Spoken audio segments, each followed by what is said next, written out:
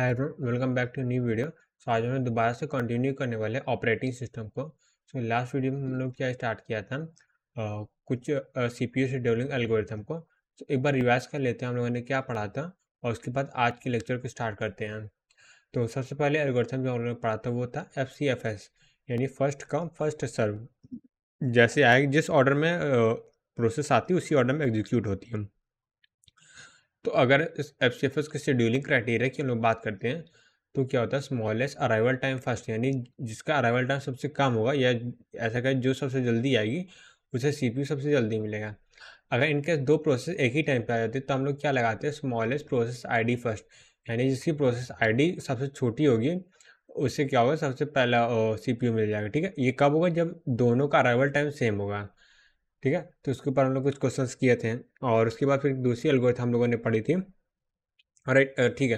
तो उसके बाद क्या, उसके ऊपर हम लोगों ने कुछ क्वेश्चंस किए थे जिसमें हम लोगों ने क्या क्या निकाला, जैसे सीपीयू की इफिशियंसी हो गई, यूटिलाइजेशन हो गया, कितने कॉन्टेक्स्ट स्विच हो गए, ये सब हम लोगों ने निकाले थे। तो turn around time, waiting time, average turn time, average waiting time, completion time, बस टाइम, अराइवल टाइम, ये सब चीज़ हम लोगों ने देखा हुआ था।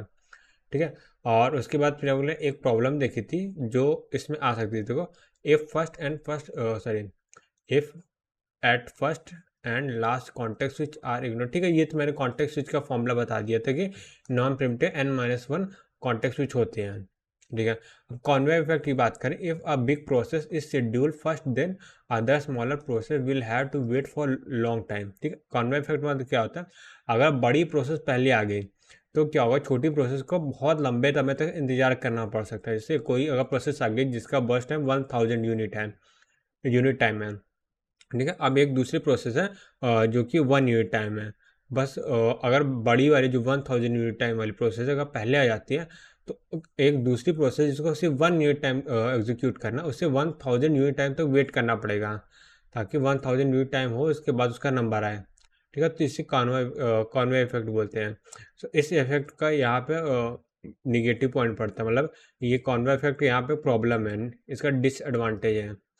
एडवांटेज की बात बोले, सबसे पहले कि ईजी टू इम्प्लीमेंट होती है, कोई कॉम्प्लेक्स नहीं आना है, जैसे अराइवल टाइम वैसे उसको इम्प्लीमेंट कर देना है। नो स्टारवेशन, मतलब ऐसा स्टारवेशन मतलब क्या होता है, इनडेफिनिट वेट होता है, यानी हम लोग पता ही नहीं रहता कितना वेट करना पड़ेगा कि हमारा नंबर आएगा भी कि नहीं आएगा। बट इसमें क्या, ये तो पता है नंबर कब आएगा। ठीक है, लेकिन ये है बहुत लंबे समय से इंतजार करना पड़ सकता है, तो यहाँ स्टारवेशन प्रॉब्लम नहीं होती, ये इसका एडवांटेज है, यानी इसमें गारंटी कि नंबर आना ही आना है।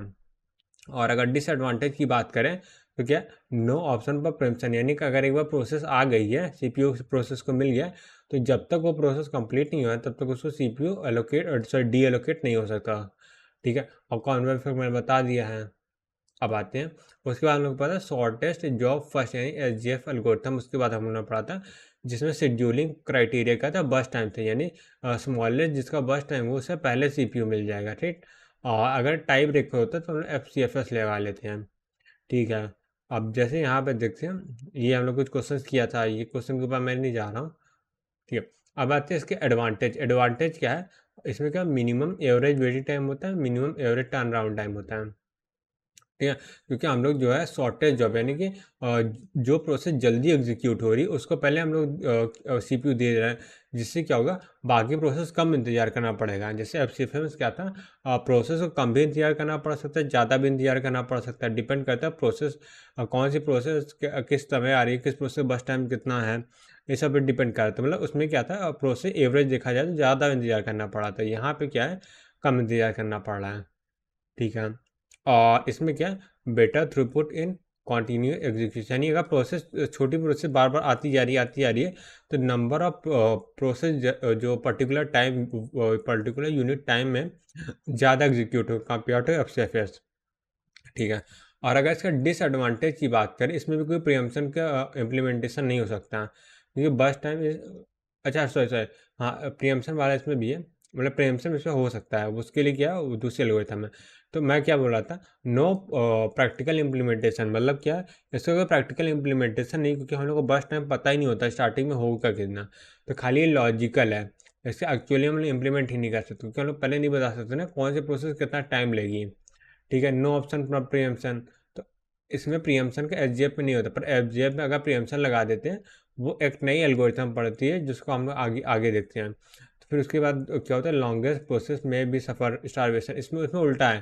इसमें जैसे छोटे प्रोसेस लगातार आते जा रहे आते जा रहे आते जा रहे, तो जैसे 1 यूनिट के प्रोसेस 10 आ रहे हैं, 100 आ गए हैं, और 1000 यूनिट का एक प्रोसेस है जो 1000 यूनिट बस टाइम लेगा।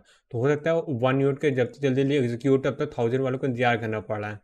ठीक है, तो ये स्टारवेशन होती है, इनडेफिनिट टाइम के लिए वेट करना पड़ सकता है। ठीक है, ये हो गया। और अच्छा, यहाँ पे कॉन्वे इफेक्ट क्यों नहीं बोले? कॉन्वे इफेक्ट क्या होता है, जब बड़ी प्रोसेस का छोटी प्रोसेस का इंतजार करना पड़ता है। और स्टारवेशन में बड़ी छोटे से मतलब नहीं होता, इंडेफिनिट टाइम वेटिंग होता है, तो वहाँ पे स्टारवेशन होता है। ठीक है, अब आते हैं एस आर टी एफ में। तो एस आर टी एफ वही जो मैंने बताया, एस जी एफ में अगर प्रीएम्पशन ऐड कर देंगे तो एस आर टी एफ बन जाएगा। तो इसमें भी सेम सेम ही कंडीशन होती है, जिसका स्मॉलेस्ट बस टाइम होगा उससे पहले सीपीयू मिल जाएगा। टाइप ब्रेकर इसमें भी एफ सी एफ एस होता है। और प्रीएम्पशन मतलब क्या होता है, जैसे कोई नई प्रोसेस आई तो उसका बस टाइम और जितनी प्रोसेस है उसका बस टाइम चेक करेंगे।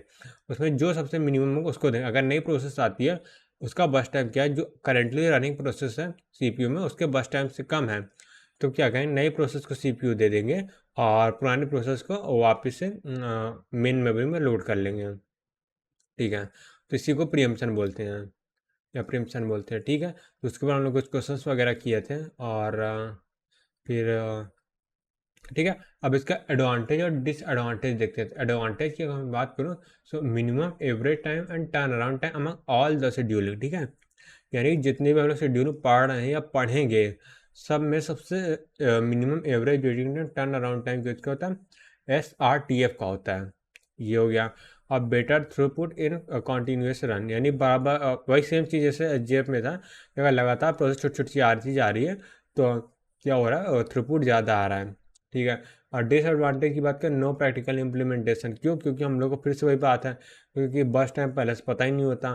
फिर इसके बाद आता है लॉन्गर प्रोसेस में सफ़र स्टार, यानी लॉन्गर प्रोसेस होगी, हो सकता है उन्हें बहुत लंबे समय तक इंतजार करना पड़ सकता है। ठीक है, ये इंडेफिनिट वेट था। ठीक है, और ठीक है, यहाँ पे क्वेश्चन था, response time of a process in a non preemptive scheduling algorithm are equal to waiting time of process. ठीक है, इसका क्या मतलब है, अगर नॉन प्रियम्पशन यानी कि एक बार सीपीयू को प्रोसेस मिल गया है, तो उसके बाद क्या होगा, जब तक प्रोसेस पूरी एग्जीक्यूट नहीं हो जाए तब तक सीपीयू को नहीं छोड़ सकती। ठीक है, अगर रिस्पॉन्स टाइम की बात बोलें, रिस्पॉन्स टाइम क्या होता है, जब प्रोसेस मेन मेमोरी में आई है और जब उसको सीपीयू मिला है, तो दोनों के बीच प्रोसेस कितना इंतजार करना पड़ा है, वो होता है रिस्पॉन्स टाइम। ठीक है, अब अगर एस जी एफ की बात करें, एस जी एफ की बात करें, ठीक है, शॉर्टेज जॉब फर्स्ट, तो उसमें भी चाहिए होता है कि अगर जितनी टाइम मेन प्रोसेस आई है उसके बाद जितना उसको इंतजार करना पड़ रहा है, तो उतना ही तो उसका वेटिंग टाइम है, यानी उसका waiting time response time same होता है। तो इसलिए ये ट्रू है। ठीक है, वही चीज़ यहाँ पे मैंने लिखा, because if a process get C P U then until unless process completed C P U will be for this process only. Only waiting time when process arrive at a memory waited for CPU. ठीक है, which is response time. ठीक है, वही चीज़ मैंने यहाँ पे लिखा है। अब आते हैं एल जी एफ, जो कि जो बहुत बेकार एल्गोरिथम्स होती हैं, बट फिर भी सिलेबस का पार्ट है तो देखना पड़ेगा। इस पर भी नॉन प्रीएम्पशन होता है, और उसका लॉन्गेस्ट बस टाइम फर्स्ट होता है, एच जी एफ का अपोजिट होता है, और उसका टाइप ब्रेक का एफ सी एफ एस ही होता है, और उसके एक और वर्जन होता है एल आर टी एफ। तो इसमें क्या होता है, इसमें प्रीएम्पशन ऐड कर देंगे, वो जैसे एस आर टी एफ तो वैसे एल आर टी एफ है। ठीक है, ये इतनी चीज़ हम लोगों ने कल देखा था, और आज स्टार्ट करते हैं एच आर आर एल। ठीक है, एच आर आर एन का फुल फॉर्म क्या है, हाई रिस्पॉन्स रेशियो नेक्स्ट। ठीक है, तो इस एल्गोरिथम में क्या क्या वो हो जाता है, तो सबसे पहले क्या स्टार्ट करते हैं, क्राइटेरिया से इसका। तो इसका क्राइटेरिया क्या होता है, इसका क्राइटेरिया होता है कलर चेंज,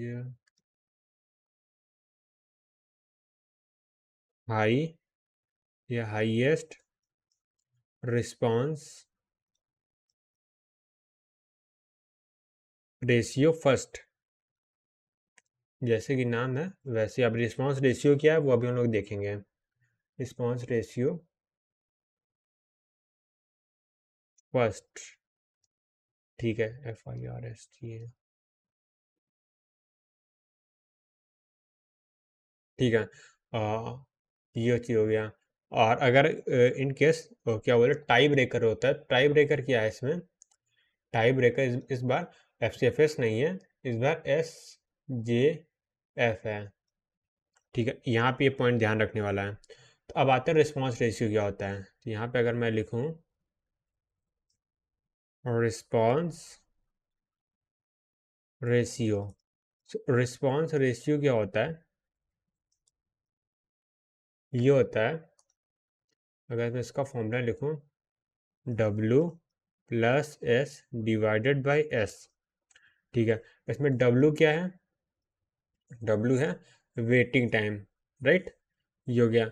S क्या है, जिसको हम लोग बस टाइम बोलते हैं, और इसको कभी कभी लोग क्या बोलते हैं, सर्विस टाइम भी बोल देते हैं। ठीक है, सर्विस टाइम। ठीक है, ये चीज़ हो गया। और इसका टाइप क्या होता है, नॉन प्रिम्प्ट होता है। ठीक है, तो यहाँ पे मैं लिख देता हूँ ब्रैकेट में, ये होता है नॉन प्रिम्प्ट। ठीक है, सो ये चीज़ हो गया। अब यहाँ पे लिखते हैं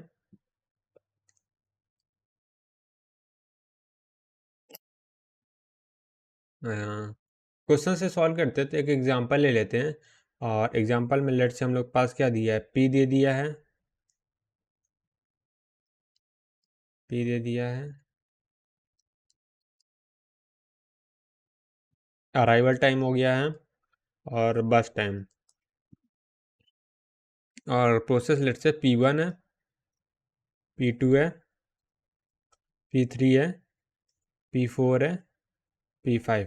तो यहाँ से टोटल 5 प्रोसेस है, और यहाँ से 0 है, 2 है, 4 है, 5 है, और ये 8 हो गया, ये डन हो गया। उसके बाद क्या है, 3 है, 6 है, 4 है, 5 है, एंड 2 है। ठीक है, ये बस टाइम दे दिया है। तो सीधा सीधा हम लोग लगाते हैं HRRN, या सबसे पहले इसके लिए क्या कहते हैं, SGF भी लगा लेते हैं। तो साथ में कंपेयर कर लेंगे SGF और HRRN में होता क्या है। तो इसमें करना क्या है, सबसे पहले रिस्पॉन्स रेशियो के देखना। तो रिस्पॉन्स रेशियो क्या होता है, W प्लस एस होता है, और डिवाइडेड बाई एस। यानी कि हम लोग क्या करेंगे, वेटिंग टाइम में हम लोग बस टाइम ऐड करेंगे और डिवाइड कर देंगे बस टाइम से, तो हम लोग का रिस्पॉन्स रेशियो आ जाता है। तो सबसे पहले कि SGF की बात करते हैं। अगर हम लोग यहाँ पे एस जे एफ, राइट, इसके लिए क्या करते हैं, ठीक है, SGF भी क्या है, नॉन प्रिम्प्ट एल्गोरिथम है, और HRRN भी क्या है, नॉन प्रिम्प्ट एल्गोरिथम है। तो टाइमिंग का हमेशा टाइमिंग हमेशा क्या होगा, 0 से स्टार्ट होगा। तो अभी फिलहाल के टाइम 0 है। तो SGF में क्या होता है, जिसका शॉर्टेस्ट टाइम फर्स्ट है उसको पहले एग्जीक्यूट करना है। तो अभी टाइम 0 पे हम लोग पास सिर्फ P1 आई है, तो पहले P1 को एग्जीक्यूट कर देंगे। P1 क्या 3 यूनिट टाइम चलेगा, तो 0 से 3 यूनिट टाइम मतलब 3 टाइम हो जाएगा। ठीक है, यानी P1 का काम खत्म हो चुका है। अब उसके बाद देखते हैं टाइम कितना हो गया, 3 हो गया। 3 यूनिट टाइम पे कितना P2 आ जाएगा, और तो इसके अलावा कोई एल्गोरिथम नहीं आएगी। ठीक है, तो अब इसके बाद P2 रन होगा, P2 रन होगा कितना है, 6 यूनिट टाइम। सो अभी 3 यूनिट टाइम हो रहा है, उसके बाद 6 यूनिट टाइम P1 रन होगा, सॉरी P2 रन होगा, यहाँ 9 यूनिट टाइम हो जाएगा। अब 9 यूनिट टाइम होगा, P2 यहाँ से फिनिश हो गए। अब 9 यूनिट टाइम में क्या, P3 भी आ जाएगा, P4 भी आ जाएगा, P5 भी आ जाएगा। अब इन तीनों में देखें सबसे कम बस टाइम किसका है, तो सबसे P5 का है। तो यहाँ से P5 रन होगा, P5 कितना है, 2 unit time, 9 to 11 unit time चला है। इससे क्या होगा, P5 का भी काम खत्म हो जाएगा। अब बचा P3 and P4। So P3 और P4 में देखें बस टाइम किसका, P3 P4 में देखें बस टाइम किसका कम है, तो P3 का बस टाइम मुझे कम दिख रहा है, तो P3 बस टाइम कम 4 है, तो यानी 11 और 4 15 हो गया। तो इससे क्या होगा, P3 का भी काम खत्म होगा। अब सीधा P4 बचा हुआ है, तो P4 रन हो जाएगा, और कितने 5 यूनिट टाइम में 20 यूनिट टाइम रन होगा। तब चेक करने के लिए इसको ऐड कर लेंगे, तो 6 + 3 9, 9 4 13, और 13 5 17, और एक कुछ मिस हो गया, 3 6 6 4 10 13 250, हाँ नहीं सही सही सही, मेरे को कैलकुलेशन कर, ठीक है 20 आ रहा है, तो यहाँ से 20 आ गया, राइट। सो अब क्या करते हैं, अब HRRN लगाते हैं। ठीक है, तो यहीं पे HRRN लगाते हैं, तो HRRN एल्गोरिथम। ठीक है। इसके लिए क्या करते हैं, एक लाइन बना लेते हैं, जिसको लाइन को हम लोग क्या बोलते हैं, गैंट चार्ट बोलते हैं। ये क्या हो गया, दोबारा बनाते हैं। ठीक है, तो इसके लिए गैंट चार्ट बना लिया। गैंट चार्ट में टाइम पीरियड स्टार्टिंग में क्या है, 0 है। अब 0 टाइम में कौन सी एल्गोरिथम आ रही है, P1 ही आ रही है। ठीक है, तो 0 टाइम में P1 एग्जीक्यूट होगी, इसमें कोई दिक्कत नहीं है। तो अभी क्या है, P1 एग्जीक्यूट हो रही है। सो P1 है, वो भी 3 यूनिट टाइम चलेगी, तो अभी टाइम फ्रेम कितना हो जाएगा, 3 हो जाएगा। तो P1 का काम खत्म हो चुका है। ठीक है, अब P2 में क्या था, P2 चेक करते हैं। P2 अभी टाइम यूनिट 3 हो रहा है, 3 में क्या सिर्फ P2 आई है। ठीक है, तो P2 का 6 यूनिट टाइम चलेगी और फिनिश हो जाएगी, टोटल 9 यूनिट टाइम तो P2 चला है। ठीक है, अब P2 को क्रॉस कर देंगे। ठीक है, अब आता है, अब 9 यूनिट टाइम हो गया, तो क्या P3 आ गया है, P4 आ गया, P5 आ गया है। ठीक है, ये क्लियर हो गया है। ठीक, अब इसमें क्या आ गया है, क्राइटेरिया लगाना पड़ेगा, कौन सा पहले लगाना है। ठीक है, अब इसके लिए क्या, सबका रिस्पॉन्स रेट निकालना पड़ेगा। सो P3 के लिए निकाले थे रिस्पॉन्स रेट। ओके, तो यहाँ पे आते हैं, तो P3 के लिए रिस्पॉन्स रेट निकाल लेते हैं। सो यहाँ पे मैं RR से रिप्रेजेंट कर रहा, RR और P3। इसके लिए क्या हो जाएगा, फॉर्मूला क्या होता है, W plus S divided by S. ठीक है, तो यहाँ पे W की वैल्यू कितनी है, W मतलब वेटिंग टाइम, राइट, ये हो गया। सो W कैसे निकालेंगे वो बताते हैं। यहाँ पे क्या हो जाएगा, अभी टाइम कितना हो रहा है, 9 हो रहा है। ठीक है, तो ये हो जाएगा 9, और माइनस करेंगे इसका अराइवल टाइम। अराइवल टाइम क्या, 4। सो 9 माइनस 4 ये कर दिए, इससे क्या हो, W निकाला है, प्लस एस क्या, सर्विस टाइम या फिर बस टाइम। तो P3 का नो निकाला, तो बस टाइम कितना, 4 है, तो यहाँ पे प्लस 4 करेंगे, डिवाइड बाय 4 कर देंगे, तो इसकी वैल्यू क्या आ जाएगी, अराउंड कितनी आएगी, 5 प्लस 4 9, 9 डिवाइडेड बाई 4, 4 यानी कि वो 2 पॉइंट और फिर 1 बचेगा और फिर 2 बचेगा, नहीं 1 ही बचेगा ना, 1 फिर 2 और ये 5। ठीक है, 2.25 के आसपास कुछ आएगा। ठीक है, ये नहीं एग्जैक्ट वैल्यू 2.25 है, आसपास नहीं आएगा। ठीक है, ये P3 के लिए हो गया। अब मैं क्या करता हूँ, RR for P3 by P4 बचा हुआ है, तो P4 के लिए कैलकुलेट कर लेता हूँ। तो इसके लिए भी क्या होगा, W plus S divided by S हो जाएगा, और W की वैल्यू निकालते हैं। W की वैल्यू अभी कितना टाइम हो रहा है, 9 टाइम हो रहा है, तो 9 में से माइनस कर देंगे P4 का क्या है, अराइवल टाइम 5 है, तो 5 ये इतना वेटिंग टाइम हो गया, डिवाइडेड बाई और सर्विस टाइम कितना 5 है, और डिवाइडेड बाई 5। ठीक है, यानी कि 9/5 आ जाएगा, ये आ गया, राइट। 9/5 एक्सचेंज, यहाँ से 5,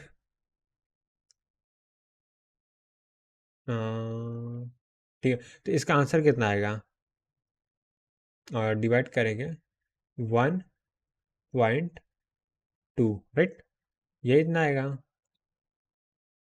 अब ये आ गया किसका, रिस्पॉन्स टाइम आ गया P4 का।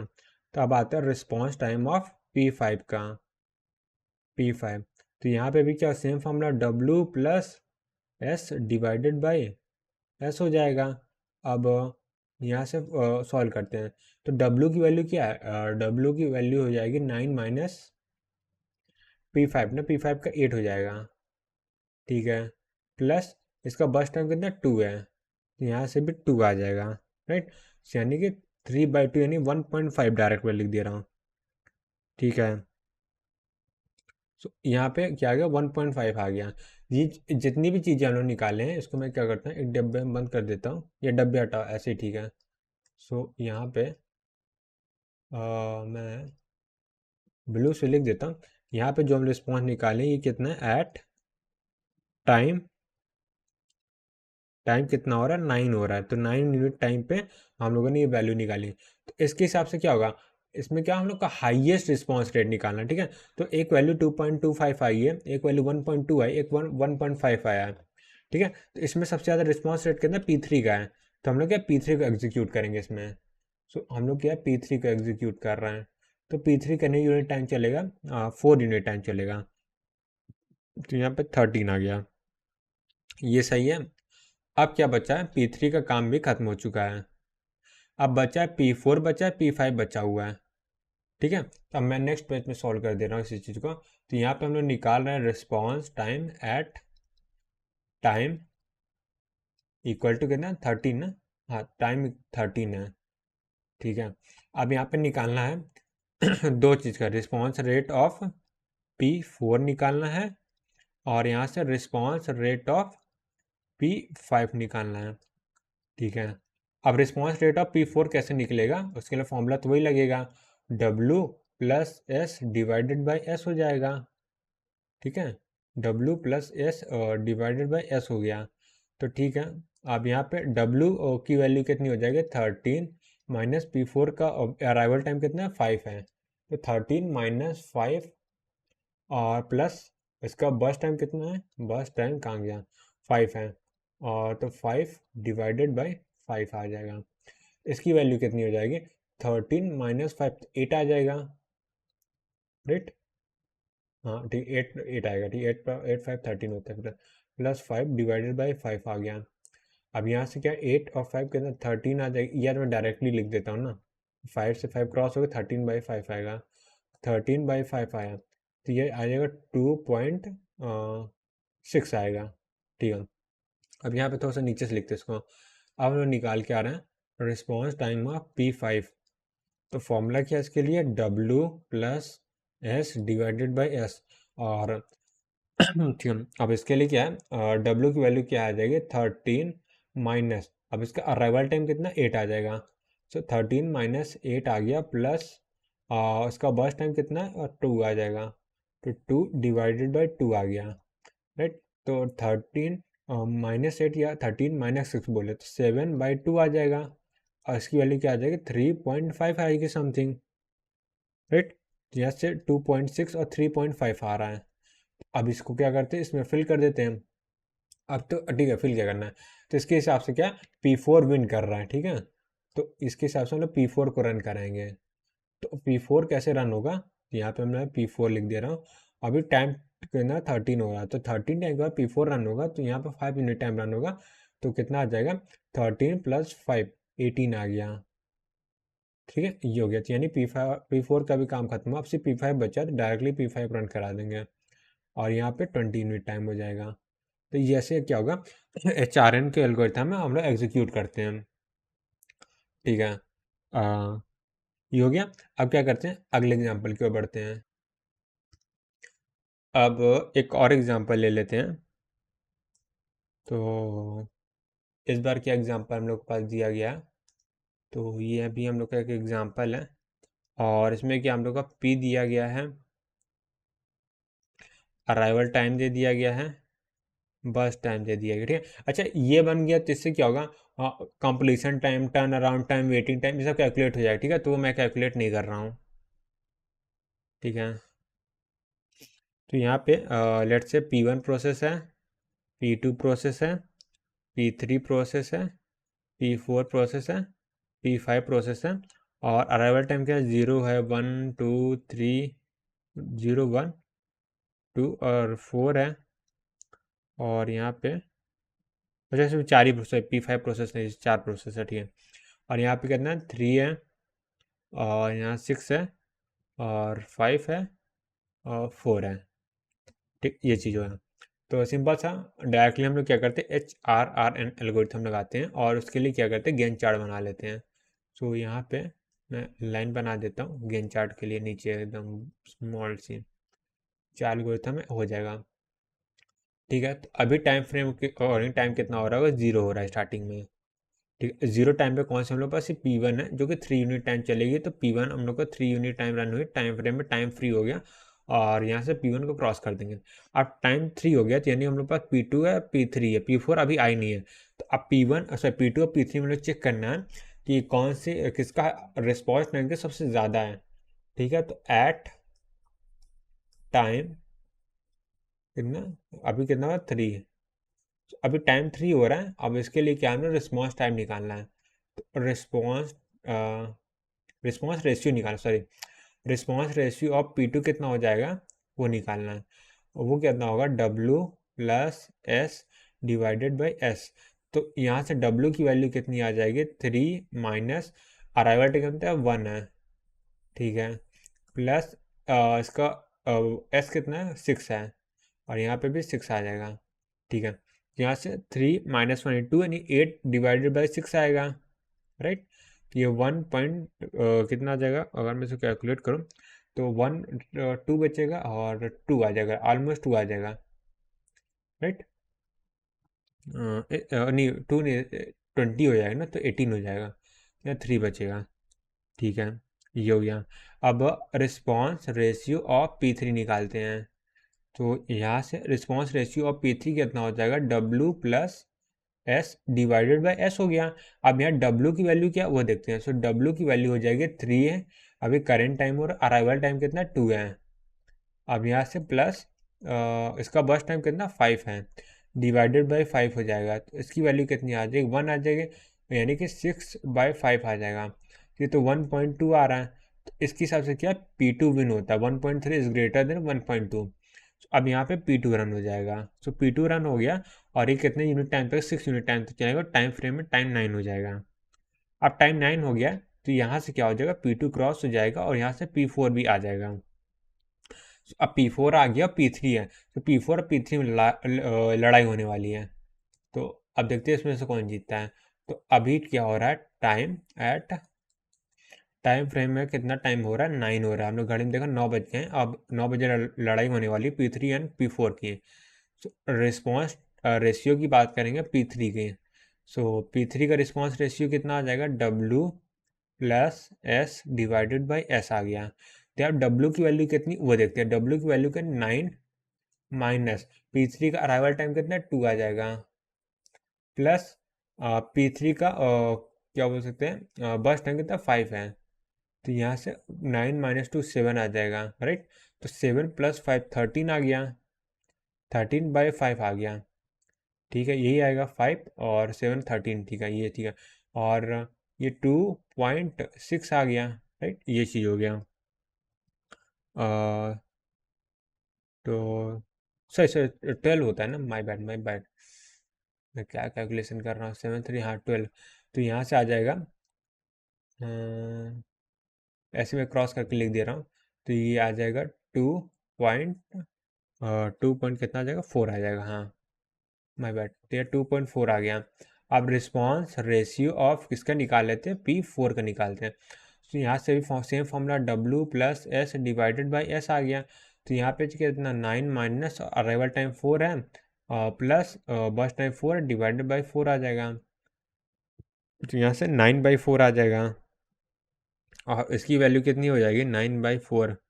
तो 4 2.1 बचेगा ना, तो 0 हो जाएगा, 2 बचेगा, और लास्ट में कितना आ जाएगा, तो जो भी 2.2 आ रहा है ना, और यहाँ 2.4 है, तो इसके लिए P3 विन होती है।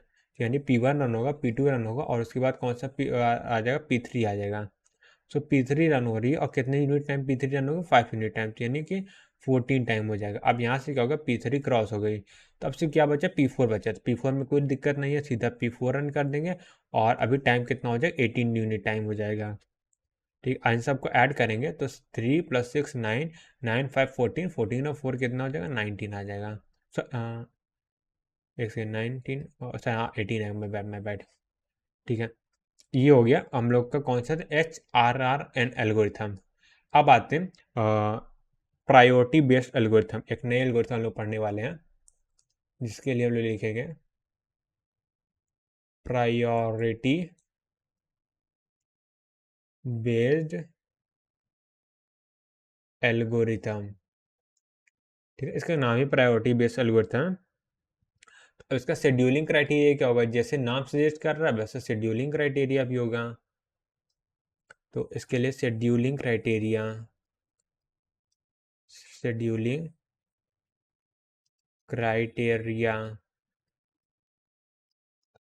क्राइटेरिया क्या होगा, इसके लिए मैं लिखूंगा हाईएस्ट प्रायोरिटी फर्स्ट, यानी जिसकी प्रायोरिटी होगी उसको पहले मिलेगा। क्या मिलेगा, CPU मिलेगा फर्स्ट। अब ये हो गया शेड्यूलिंग क्राइटेरिया हो गया। अब इसके बाद क्या करते हैं, टाई की बात करते हैं। तो इसमें क्या होगा, गिवन इन क्वेश्चन, ठीक है, ये हम लोग क्वेश्चन में गिवन होगा, राइट। और ये क्या होती है, नॉन प्रिएम्प्टिव प्रिएम्प्टिव दोनों होती है, तो ये भी क्वेश्चन में दिया होगा। अगर मैं यहाँ पे लिखूँ इसके टाइप की, तो इसका टाइप क्या हो जाएगा, non preempt, non preem non preemptive और प्रिम्प्टिव, ठीक है, दोनों टाइप में हो सकता है, ठीक है। अब आते हैं क्वेश्चन में। तो क्वेश्चन में क्या आ जाएगा, एक एग्जांपल ले लेते हैं। सो लेट्स यहाँ पे एक एग्जांपल ले लेते हैं, और इसमें क्या है, सबसे पहले प्रोसेस हम लोग को दे दिया है, और प्रोसेस, और उसके बाद के अराइवल टाइम दे दिया है, और बस टाइम भी हम लोग को पता है, बस टाइम भी पता है, और हम लोग को इस बार क्या होगा, प्रायोरिटी भी दिया गया टेबल में, प्रायोरिटी, ठीक है। इतनी सारी इन्फॉर्मेशन हम लोग को पहले से दिया गया है क्वेश्चन में। और ठीक है,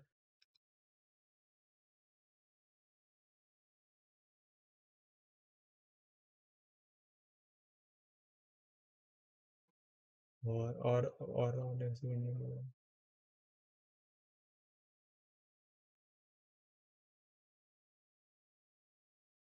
ठीक है। इसमें क्या है, प्रोसेस की बात करें, सबसे पहले P1 एक प्रोसेस है, P2 एक प्रोसेस है, P3 एक प्रोसेस है, P4 एक प्रोसेस है, P5 एक प्रोसेस है, P6 एक प्रोसेस है, बस इतने प्रोसेस दिएगा। और अराइवल टाइम क्या है, 0 है, 1 है, 2 है, 3 है, 4 है, और ये 5 है। और बस टाइम क्या, 4 है, 2 है, 3 है, 1 है, और 2 है, और 6 है। अब प्रायोरिटी दी गई है 4, 5, 6, 10, 9, 7, और 10 वाले के ऊपर हाईएस्ट लिखा हुआ है, यानी हाईएस्ट प्रायोरिटी क्या है, 10 है, यानी जिसका जितना ज़्यादा नंबर उतनी ज़्यादा प्रायोरिटी है, ठीक है। तो अब इसके सॉल्व करते हैं। तो सॉल्व करने के लिए हम लोग क्वेश्चन में दिया गया होगा कि कैसे सॉल्व करना है, मतलब प्रिम्प्ट एल्गोरिथम लगानी है कि नॉन प्रिम्प्ट। तो सबसे पहले नॉन प्रिम्प्ट वाली एल्गोरिथम लगा लेते हैं। यहाँ पे नॉन प्रिम्प्ट का केस देखते हैं, नॉन प्रिम्प्टिव का। तो इसके लिए सबसे पहले गैंट चार्ट बना लेते हैं। ये गैंट चार्ट की टाइमलाइन आ गई हम लोग पास, थोड़ा सा इसको ऑल, ठीक है, आ जाएगा वैसे इतने में, ठीक है। अब इसको सॉल्व करते हैं। तो अभी टाइम फ्रेम के अकॉर्डिंग टाइम कितना हो रहा है, 0 हो रहा है, अभी 0 टाइम हो रहा है, और हम लोग पास कौन सी प्रोसेस है, सबसे पहले P1 प्रोसेस है। अब जब P1 प्रोसेस है तो अभी प्रायोरिटी कोई मतलब नहीं, जब एक प्रोसेस है तो CPU आइडली वेट थोड़ी ना करेगी, दूसरी प्रोसेस जाए तो प्रायोरिटी लगाऊं, तो सबसे पहले पहली प्रोसेस तो रन हो जाएगी डायरेक्टली। यहाँ P1 रन हो रही है, और 4 यूनिट प्रोसेस, तो यहाँ पे टाइम फ्रेम कितना, 4 हो जाएगा। इसके अकॉर्डिंग क्या है, P1 का काम खत्म हो गया है, ठीक है। अब टाइम फ्रेम में टाइम कितना, 4 हो चुका है, यानी अभी P2 अराइव हो चुकी है, P3 अराइव हो चुकी है, P4 अराइव हो चुका है, और P5 अराइव हो चुका है। तो ये 5 प्रोसेस अराइव हो चुके हैं। तो इसमें सबसे highest time frame, highest priority किसकी, उसको हम लोग सॉल्व करेंगे। तो सबसे मतलब उसको CPU दे देंगे। तो हाईएस्ट प्रायोरिटी किसकी, P4 की है। तो यहाँ पे P4 को CPU एलोकेट हो जाएगा। अब P4 के एलोकेट हो गया है, तो उसका बस टाइम कितना, 1 है, यानी टाइम फ्रेम में टाइम 5 हो गया। अब टाइम 5 हो गया है, तो सबसे पहले क्या होगा, P4 क्रॉस करेंगे और P6 को ऐड कर देंगे, यानी कि अब हम लोग पास कितनी प्रोसेस बची, P2 प्रोसेस बची, P3 प्रोसेस बची, P5 प्रोसेस, P6 प्रोसेस, ठीक है। यहाँ पे क्या, मैं यहाँ पे मैं क्रॉस बना दे रहा हूँ, ठीक है, बाद में हटा, ताकि पता चल जाए यहाँ से हट गया है। तो 4 हट चुका है यहाँ से, और 2 प्रोसेस हट चुके हैं, ठीक है। अब हम लोग पास कितना सबसे बड़ा नंबर कौन सा है, P5 है, जिसमें नंबर 9 लिखा हुआ है, राइट। तो P5 में 9 लगा हुआ है, तो P5 रन हो जाएगी। और इसका बस टाइम कितना वो देखना, बस टाइम 2 है, यानी 5 to 7 यूनिट तक टाइम चलेगा, और इससे P5 का भी काम तमाम हो जाएगा। यही 9 को भी मैं ऐसे क्रॉस कर दे रहा हूँ, ठीक है। अब कौन कौन से प्रोसेस बचे, P2 बचा है, P3 बचा है, P6 बचा है। तो इसमें सबसे ज़्यादा प्रायोरिटी किसकी है, P6 की है। सबसे पहले P6 एग्जीक्यूट हो जाएगा। P6 का बस टाइम कितना है, 6 है। तो 7 + 6 कितना हो जाएगा, 13 हो जाएगा। तो यानी कि अब P6 प्रोसेस जो है वो भी एग्जीक्यूट हो गई है। तो यहाँ पे P6 को भी मैं क्रॉस कर दे रहा हूँ और यहाँ प्रायोरिटी मैं क्रॉस कर दे रहा हूँ ताकि कन्फ्यूजन ना हो। ठीक है, अब हम लोग पास क्या है, P2 और P3 बची है। P2 और P3 में प्रायोरिटी नंबर किस सबसे ज़्यादा है, 6 है। तो यानी कि 6 P3 का है, तो P3 प्रायोरिटी ज़्यादा है, तो P3 को पहले रन करेंगे। तो उसके लिए P3 का बर्स्ट टाइम कितना 2 है, तो अभी टाइम कितना 13 हो रहा है, तो 2 टाइम में 15 हो जाएगा। ये क्लियर है, ये चीज़ हो गया। ओके, एक सेकेंड, यहाँ पे बस टाइम कितना 3 है। Oh my God, my sorry sir, arrival time 2 है और बस टाइम कितना 3 है। तो ये टाइम फ्रेम टाइम 16 हो जाएगा। तो अब यहाँ पे क्या हो जाएगा, P3 भी क्रॉस हो गया। तो P3 को मैं क्रॉस कर दे रहा हूँ और यहाँ पे ये भी क्रॉस हो जाएगा। अब हम लोग पास P2 बचा हुआ है, तो P2 को रन कर देंगे और अभी टाइम कितना हो जाएगा, और बस टाइम कितना 2 है, तो यानी 18 टाइम हो जाएगा। ठीक है, तो मैं इसको हटा दे रहा हूँ, इस चीज़ को, उस वाले पार्ट को रहने देते हैं। यानी कि P2 को भी हम लोग क्रॉस कर दिए हैं, यानी कि सारे प्रोसेस को रन कर दिए। और ये हम लोग का गेन चार्ट आ गया, तो इससे सारी इन्फॉर्मेशन हम लोग निकाल लेंगे। ठीक है, ये चीज़ होगा नॉन प्रिम्प्ट के लिए। अब आगे बढ़ते हैं। अब क्या करते हैं, सेम क्वेश्चन को क्या कहते हैं, अभी हम लोग नॉन प्रिम्प्ट एल्गोरिथम किससे किया है, अब प्रिम्प्ट एल्गोरिथम को देखते हैं। तो मैंने यहाँ पे क्रॉस हटा दिया है। अब सेम एग्जांपल को हम लेते हैं और प्रिम्प्ट के साथ सॉल्व करते हैं। ठीक है, तो प्रिम्प्ट के लिए क्या करते हैं, मैं दूसरा गेन चार्ट बना लेता हूँ ये हो जगह, और प्रिम्प्ट के लिए थोड़ा सा बड़ा गेन चार्ट बन सकता है, इसलिए मैं थोड़ा सा यहाँ पे नीचे बना ले रहा हूँ गेन चार्ट। इतने में तो आ ही जाना चाहिए, फिर भी जस्ट इन केस थोड़ा सा मैं, हाँ इतने में तो आ ही जाएगा। तो अब यहाँ पे हम लोग एक कौन से है, प्रिम्प्ट एल्गोरिथम का है। तो ये कितना है, प्रिम्प्ट है, प्रिम्प्टिव या प्रिम्प्ट शॉर्ट में बोलते हैं, प्रिम्प्ट एल्गोरिथम का। सो प्रिम्प्ट के केस में क्या होगा, टाइम फ्रेम अभी कितना हो रहा है, 0 हो रहा है गेंट चार्ट में, तो 0 टाइम पे क्या होगा, P4 आ जाएगा। ठीक है, और 0 टाइम के बाद 1 टाइम में अगली यूनिट आ रही है, यानी P1 पहले रन करेंगे और 1 यूनिट टाइम तक। तो अब P1 1 यूनिट टाइम तक रन हुई, तो इसका बस्ट टाइम कितना हो जाएगा, 3 हो जाएगा। राइट, ये हो गया। और अभी 1 यूनिट टाइम तक क्या है, P2 आ गई है। ठीक, ये हो गया। तो P2 और P1 में प्रायोरिटी किसकी ज़्यादा है, P5 की ज़्यादा, P2 की ज़्यादा, सॉरी P2 की प्रायोरिटी ज़्यादा है। तो अब P2 ये 1 यूनिट टाइम चलेगी और टाइम फ्रेम में टाइम क्या, तो 2 हो जाएगा। तो यानी P2 का बस टाइम कितना, 1 बचा, और 1 P2 का बस टाइम बचा है और टाइम फ्रेम टाइम 2 हो गया, तो 2 टाइम तक P3 भी आएगी। ठीक है, अब क्या है, P1 P2 P3 तीनों में प्रायोरिटी इससे ज़्यादा, P3 की ज़्यादा। तो अब क्या, P3 को हम लोग क्या करना है, CPU दे देंगे और 1 यूनिट टाइम के लिए देंगे, तो टाइम फ्रेम कितना 3 हो जाएगा। ये भी 1 यूनिट टाइम P3 भी रन हो चुकी है। ठीक है, अब आती P4, तो 3 यूनिट टाइम तक P4 आ गया। अब यहाँ से काम हुआ। अब P4 क्या, जब तक कंप्लीट नहीं हुआ तब तक रन हो, क्यों, P4 का प्रायोरिटी का सबसे ज़्यादा है, तो हम लोग सोचना ही नहीं है। वैसे P4 1 यूनिट टाइम तक रन करेगी, तो P4 है वो 1 यूनिट टाइम यानी 4 यूनिट टाइम तक रन हुई और P4 का काम खत्म हो गया। और P4 तक से, हाँ, तो P4 का काम खत्म हो चुका है। ठीक है, तो अब यहाँ से 10 को भी मैं से क्रॉस कर देना समझने के लिए। तो यहाँ पे टाइम फ्रेम में टाइम 4 हो चुका है। अब 4 टाइम पे कौन सी प्रोसेस है, P5 भी आ गई है। तो अब देखना कि P1 P2 P3 और P5 में किसकी प्रोसेस किसकी प्रायोरिटी ज़्यादा है। तो P5 की प्रायोरिटी ज़्यादा है, तो P5 चलेगा, कब तक चलेगा, 1 यूनिट टाइम तक चलेगा। या बोल सकते हैं अभी जितनी प्रोसेस बची हुई है जो आने वाली है उसमें भी सबसे ज़्यादा प्रायोरिटी किसकी, P5 की है। तो P5 पूरा जब तक कंप्लीट नहीं होगा तब तक रन होगा। P5 क्या है, 2 यूनिट टाइम तक चलेगा, यानी 6 यूनिट टाइम तक। तो इसमें क्या होगा, P6 भी आ जाएगा अब, और P5 का काम खत्म हो चुका है, तो यहाँ पे मैं क्रॉस कर दे रहा हूँ। ठीक है, अब हम लोग पास कौन कौन सी प्रोसेस बची हुई है, P6 बचा हुआ है, P3 है, P1 है, P2 है। इन सब में से प्रायोरिटी इसकी ज़्यादा है, प्रायोरिटी इसकी P6 की ज़्यादा है। तो P6 जब तक कंप्लीट नहीं होता तो P6 ही रन करेगा, क्योंकि नई प्रायोरिटी कुछ आने वाली नहीं है, नई प्रोसेस कुछ आने वाली नहीं है, इन्हीं प्रायोरिटी सेम रहेगी। तो अब P6 कितना, 6 यूनिट टाइम तक चलेगा और इसके लिए टाइम फ्रेम कितना हो जाएगा, 6 + 6 12 टाइम हो जाएगा। तो ये क्रॉस हो गया। अब बचा P1 P2 P3, P1 P2 P3 के लिए P3 सबसे पहले रन होगा, यहाँ P3 सबसे पहले रन हुआ और अभी टाइम फ्रेम में कितना हो जा रहा है, और 1 यूनिट टाइम बचा हुआ, तो 13 यूनिट टाइम तक या P3 रन होगा। ठीक है, ये चीज़ हो गया। ओके, वेट माय बैड, यहाँ पे 2 होना चाहिए ना, कोई 1 यूनिट टाइम तक चला 2 हुआ, तो यहाँ पे 2 ही रहेगा। यानी 14 यूनिट टाइम तक या P3 चलेगा, तो यानी P3 का भी काम खत्म हो चुका है। अब यहाँ पे क्या P2 बचा हुआ है, तो यहाँ पे P2 रन होगा।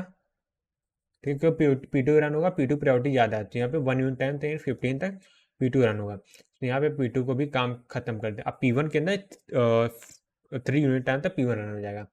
तो P1 की बात करें तो 3 यूनिट 18 टाइम तक P1 रन हो जाएगा। यहाँ P1 का भी काम खत्म हो चुका है। ठीक है, तो मैं इसे इरेज कर दे रहा हूँ। ठीक है, ये चीज़ हो गया। अब इससे क्या हम लोगों ने प्रिम्प्ट और नॉन प्रिम्प्ट दोनों देख लिया है। ठीक है, अब बस अब आगे बढ़ते हैं। अब क्या करते हैं, एक और एग्जांपल ले लेते हैं, और इस एग्जांपल में फिर से वही प्रोसेस दे दिया गया है, अराइवल टाइम दे दिया गया है, बस टाइम दे दिया गया है, और लास्ट में प्रायोरिटी भी दिया गया है। ठीक है, ये चीज़ है, और ये हो गया। और इस बार कितनी हम लोग को फिर से 6 प्रोसेस दे दिया गया है। ठीक है,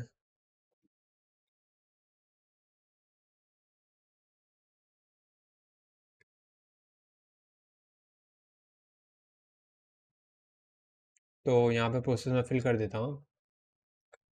लेट से P1 प्रोसेस है, P2 प्रोसेस है, P3 प्रोसेस हो गया, P4 प्रोसेस हो गया, P5 प्रोसेस हो गया, P6 प्रोसेस हो गया। तो इस तरह 6 प्रोसेस, अराइवल टाइम फिर से 0 1 2 3 4 5, तो ये 5 अराइवल टाइम है। और बस टाइम की अगर हम बात करें तो 7 5 से 7 3 5 7 3 5 2 6 और लास्ट में 1 है। और प्रायोरिटी की बात करें 9 4 9 4 2 1 1 के ऊपर एस्ट्रिक लगा दिया है, और यहाँ से 3 और 8, और जहाँ पे एस्ट्रिक लगा उसकी प्रायोरिटी सबसे ज़्यादा है। तो पिछली बार में जिस जिस प्रायोरिटी का नंबर सबसे ज़्यादा था उसकी प्रायोरिटी सबसे हाईएस्ट मानी गई थी। इस बार क्या है, जिसका नंबर सबसे कम है उसकी प्रायोरिटी इस बार अपोजिट है। ठीक है, तो हम लोग क्या करते हैं, पहले तो प्रिम्प्ट वाले एल्गोरिथम लगा, नॉन प्रिम्प्ट वाले फिर प्रिम्प्ट वाले एल्गोरिथम लगा लेते हैं। यहाँ पे सबसे पहला हम लोग सॉल्व कर रहे हैं, वो क्या है, नॉन प्रिम्प्ट। राइट, ये चीज़ हो गया। तो नॉन प्रिम्प्ट अभी टाइम कितना हो रहा है, 0 हो रहा है, तो 0 टाइम पे क्या P1 आई है, तो P1 है 7 यूनिट टाइम चलेगी। ठीक है, तो P1 है 7 यूनिट टाइम चलेगी, और टाइम क्या हो जाएगा, 7 हो जाएगा, और P1 एग्जीक्यूट हो गया। ठीक है, तो P1 का काम खत्म हो चुका है, यहाँ से P1 का काम खत्म हो गया। अब बचा है टाइम कितना, 7 हो रहा है, 7 टाइम में क्या P2 भी आ जाएगी, P3 भी आ गई, P4 भी आ गई, P5 भी आ गई, P6 भी आ गई। ठीक है, और अब प्रायोरिटी वाइज बात करें P4, तो सबसे पहले P4 रन हो जाएगा, तो P4 रन हो गया, कितने यूनिट टाइम तक, 2 यूनिट टाइम तक चलेगा, तो यानी 9 हो जाएगा टाइम। 9 टाइम हो गया, तो P4 का काम भी खत्म हो गया है। अब उसके बाद क्या है, P3 P2 P5 P6, इसमें सबसे ज़्यादा प्रायोरिटी किसकी है, जिसका नंबर सबसे ज़्यादा कम है, तो P3 का नंबर सबसे ज़्यादा कम है, इसलिए पहले P3 एग्जीक्यूट होगा।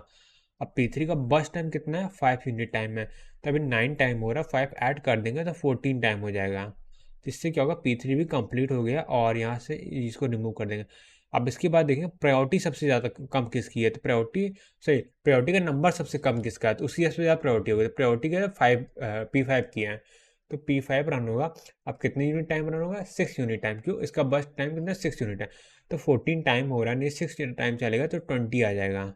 तो यहाँ से P5 का काम भी तमाम हो चुका है, ख़त्म हो चुका है। 3, अब बचा 4 और 8, तो इसमें प्रायोरिटी कैसे 4 की ज़्यादा है, तो यहाँ सबसे पहले P2 रन हो जाएगा, और अभी टाइम कितना हो जाएगा, 3, क्योंकि बस टाइम 3 है, 3 ऐड कर देंगे तो 23 हो जाएगा।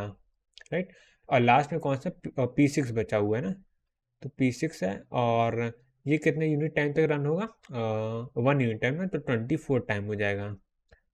ये हो गया।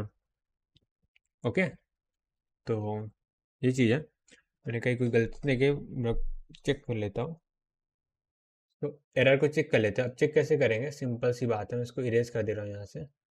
ठीक है, तो अब बस टाइम को सबसे ऐड कर लेंगे। ठीक है, 7 + 3 10 हो जाएगा, 10 5 15 हो जाएगा, और 15 2 कितना हो जाएगा, 17 हो जाएगा, 17 और 1 18 हो जाएगा, और 18 और 6 कितना हो जाएगा, 24 हो जाएगा।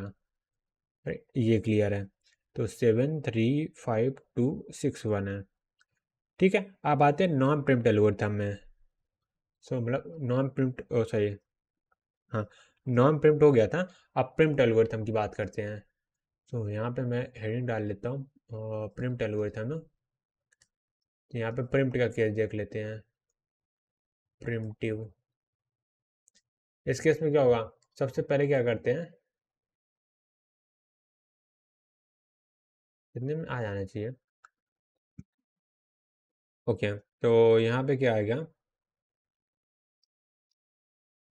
टाइम फ्रेम में भी टाइम कितना हो रहा है, 0 हो रहा है। राइट, तो इसको मैं क्लियर कर देता हूँ। तो 0 टाइम पे कहाँ है, सबसे पहले P1 रन होगा, तो P1 रन हो जाएगा, तो अभी क्या 1 यूनिट टाइम के लिए P1 रन होगा, टाइम कितना 1 हो जाएगा। तो P1 रन हुआ, तो P1 अभी है, P1 एक्टिव रहेगा, 6 हो गया। ठीक है, अब उसके बाद क्या 1 यूनिट टाइम P2 आ जाएगा। तो P1 P2 में क्या प्रायोरिटी किसकी, P1 की ज़्यादा है, तो P1 1 की जगह 2 यूनिट टाइम रन होगा। राइट, और 2 यूनिट टाइम रन हुआ, तो यहाँ से 6 जगह क्या हो जाएगा, 5 बचेगा। ठीक है, ये चीज़ हो गया। अब टाइम कितना 2 आ गया, तो 2 आ गया, फिर भी प्रायोरिटी, एक second, my bad, sorry sorry sorry sorry sorry sorry sorry, हाँ, मैं दोबारा रन करता हूँ, मैं भूल गया था, इसमें उल्टा है। ठीक है, अब आते हैं फिर से। अभी टाइम फ्रेम में टाइम कितना है, 0 हो रहा है, तो 0 में क्या है, P1 आ गया। तो P1 क्या होगा, 1 यूनिट टाइम रन करेगा। तो अभी टाइम में कितना हो गया, घड़ी में 1 बज गया। अब 1 बज गए हैं, अब हम लोग यहाँ पे क्या देखेंगे, यहाँ पे हम लोग देखेंगे क्या मैं बोला था, कहाँ देखेंगे, हाँ, तो अभी टाइम फ्रेम में टाइम 1 हो गया है, और 1 टाइम में क्या P2 भी आ गया। तो P1 P2 प्रायोरिटी चेक करें, तो यहाँ P2 विन हो जाए, क्यों, जिसका नंबर सबसे कम है उसकी प्रायोरिटी सबसे ज़्यादा है। तो सबसे पहले क्या P2 रन होगा, तो P2 क्या 1 यूनिट टाइम तक रन होगा, तो यानी टाइम फ्रेम में टाइम कितना है, 2 हो जाएगा। ठीक है, तो P1 के 1 यूनिट टाइम रन हुआ था ना, तो यहाँ 6 हो गया, और यहाँ से 3 से 2 हो गया है। ठीक है, तो अब P3 आ गया, P3 का क्या है, 2 यूनिट टाइम पे P3 की प्रायोरिटी सबसे ज़्यादा है, तो सबसे पहले क्या P3 रन हो जाएगा। तो P3 1 यूनिट टाइम तक रन होगा, और यहाँ टाइम फ्रेम टाइम 3 हो गया, तो यानी P3 के लिए अब कितना बस टाइम बचा, 4 बचा है। राइट, अब आगे P4, तो जैसे P4 दिखा उसमें क्या प्रायोरिटी सबसे ज़्यादा है, तो P4 पूरा कंप्लीट रन हो जाएगा। तो P4 रन हुआ, तो यानी 3 टाइम था और 2 यूनिट बस टाइम है, तो 5 यूनिट टाइम तक क्या होगा, P4 रन होगा। ठीक है, तो P4 कब कंप्लीट हो जाएगा, एक सेकंड, ये क्या हो गया, अब P4 कंप्लीट हो गया, यहाँ से 1 को क्रॉस कर देते हैं। अब टाइम फ्रेम में टाइम 5 हो गया, टाइम फ्रेम P5 भी आ गया, P6 भी आ गया। ठीक है, अब कोई नई प्रोसेस नहीं आने वाली, तो अब नॉन प्रिम्प्ट के अकॉर्डिंग ये सब चलेगा। तो प्रायोरिटी देखते हैं, सबसे P3 की सबसे ज़्यादा है ना, तो P3 रन होगा अब। तो P4 के बाद P3 रन होगा, P3 कितना बस टाइम बचा हुआ है, 4 बचा हुआ है ना, तो यानी 4 अभी 5 9, तो 9 यूनिट टाइम तक P3 रन करेगा, P3 कंप्लीट हो गया है। अब P3 कंप्लीट हो गया, यानी 2 यहाँ से गायब हो गया है, अब किसका P5 का प्रायोरिटी बचा हुआ है सबसे ज़्यादा। तो P5 कितना 6 यूनिट टाइम रन होगा, तो 6 यूनिट टाइम यानी कि 15 यूनिट टाइम तक अब P5 रन होगा। P5 को मैं क्रॉस कर दे रहा हूँ, और यहाँ से भी इसको क्रॉस कर दिया। अब क्या बचा हुआ, P6 बचा हुआ है, और P2 और P1 बचा हुआ है, तो सबसे कम, सबसे ज़्यादा प्रायोरिटी किसकी है, P2 की है। तो अब P2 रन होगा, कितने यूनिट टाइम, और 2 यूनिट टाइम बचा हुआ ना, 17 तक, तो यहाँ से P2 का काम भी तमाम हो गया है। अब क्या बचा हुआ, 9 या प्रायोरिटी या 8 प्रायोरिटी, तो 8 प्रायोरिटी वाला पहले रन होगा, यानी P6 पहले रन होगा। तो P6 पहले रन हुआ, और कितना 1 यूनिट टाइम के लिए रन होगा, तो 18 हो जाएगा। ये क्लियर है, तो यहाँ से ये क्रॉस हो जाएगा, और P6 का काम भी तमाम हो गया है। अब आते P1 का काम बचा, P1 कितना है, 6 यूनिट टाइम बचेगा, तो यानी कि 24, P1 जो है वो 24 यूनिट टाइम तक रन होगा। यहाँ से ऐसे क्या कंप्लीट हो जाएगा, प्रिम्प्ट एल्गोरिथम भी कंप्लीट हो जाएगा, किसका, प्रायोरिटी बेस्ड एल्गोरिथम का। ठीक है, ये क्लियर है, तो अब हम लोग आगे बढ़ते हैं। अब क्या करते हैं, प्रायोरिटी बेस्ड एल्गोरिथम में उसके कुछ एडवांटेजेस देख लेते हैं।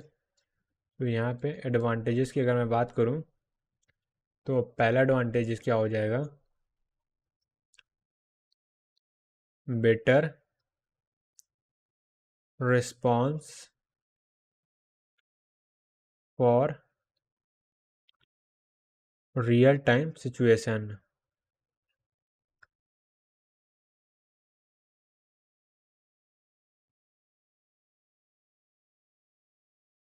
राइट, और सेकेंड पॉइंट क्या आ जाएगा, लो प्रायोरिटी प्रोसेस सफर स्टारवेशन, राइट।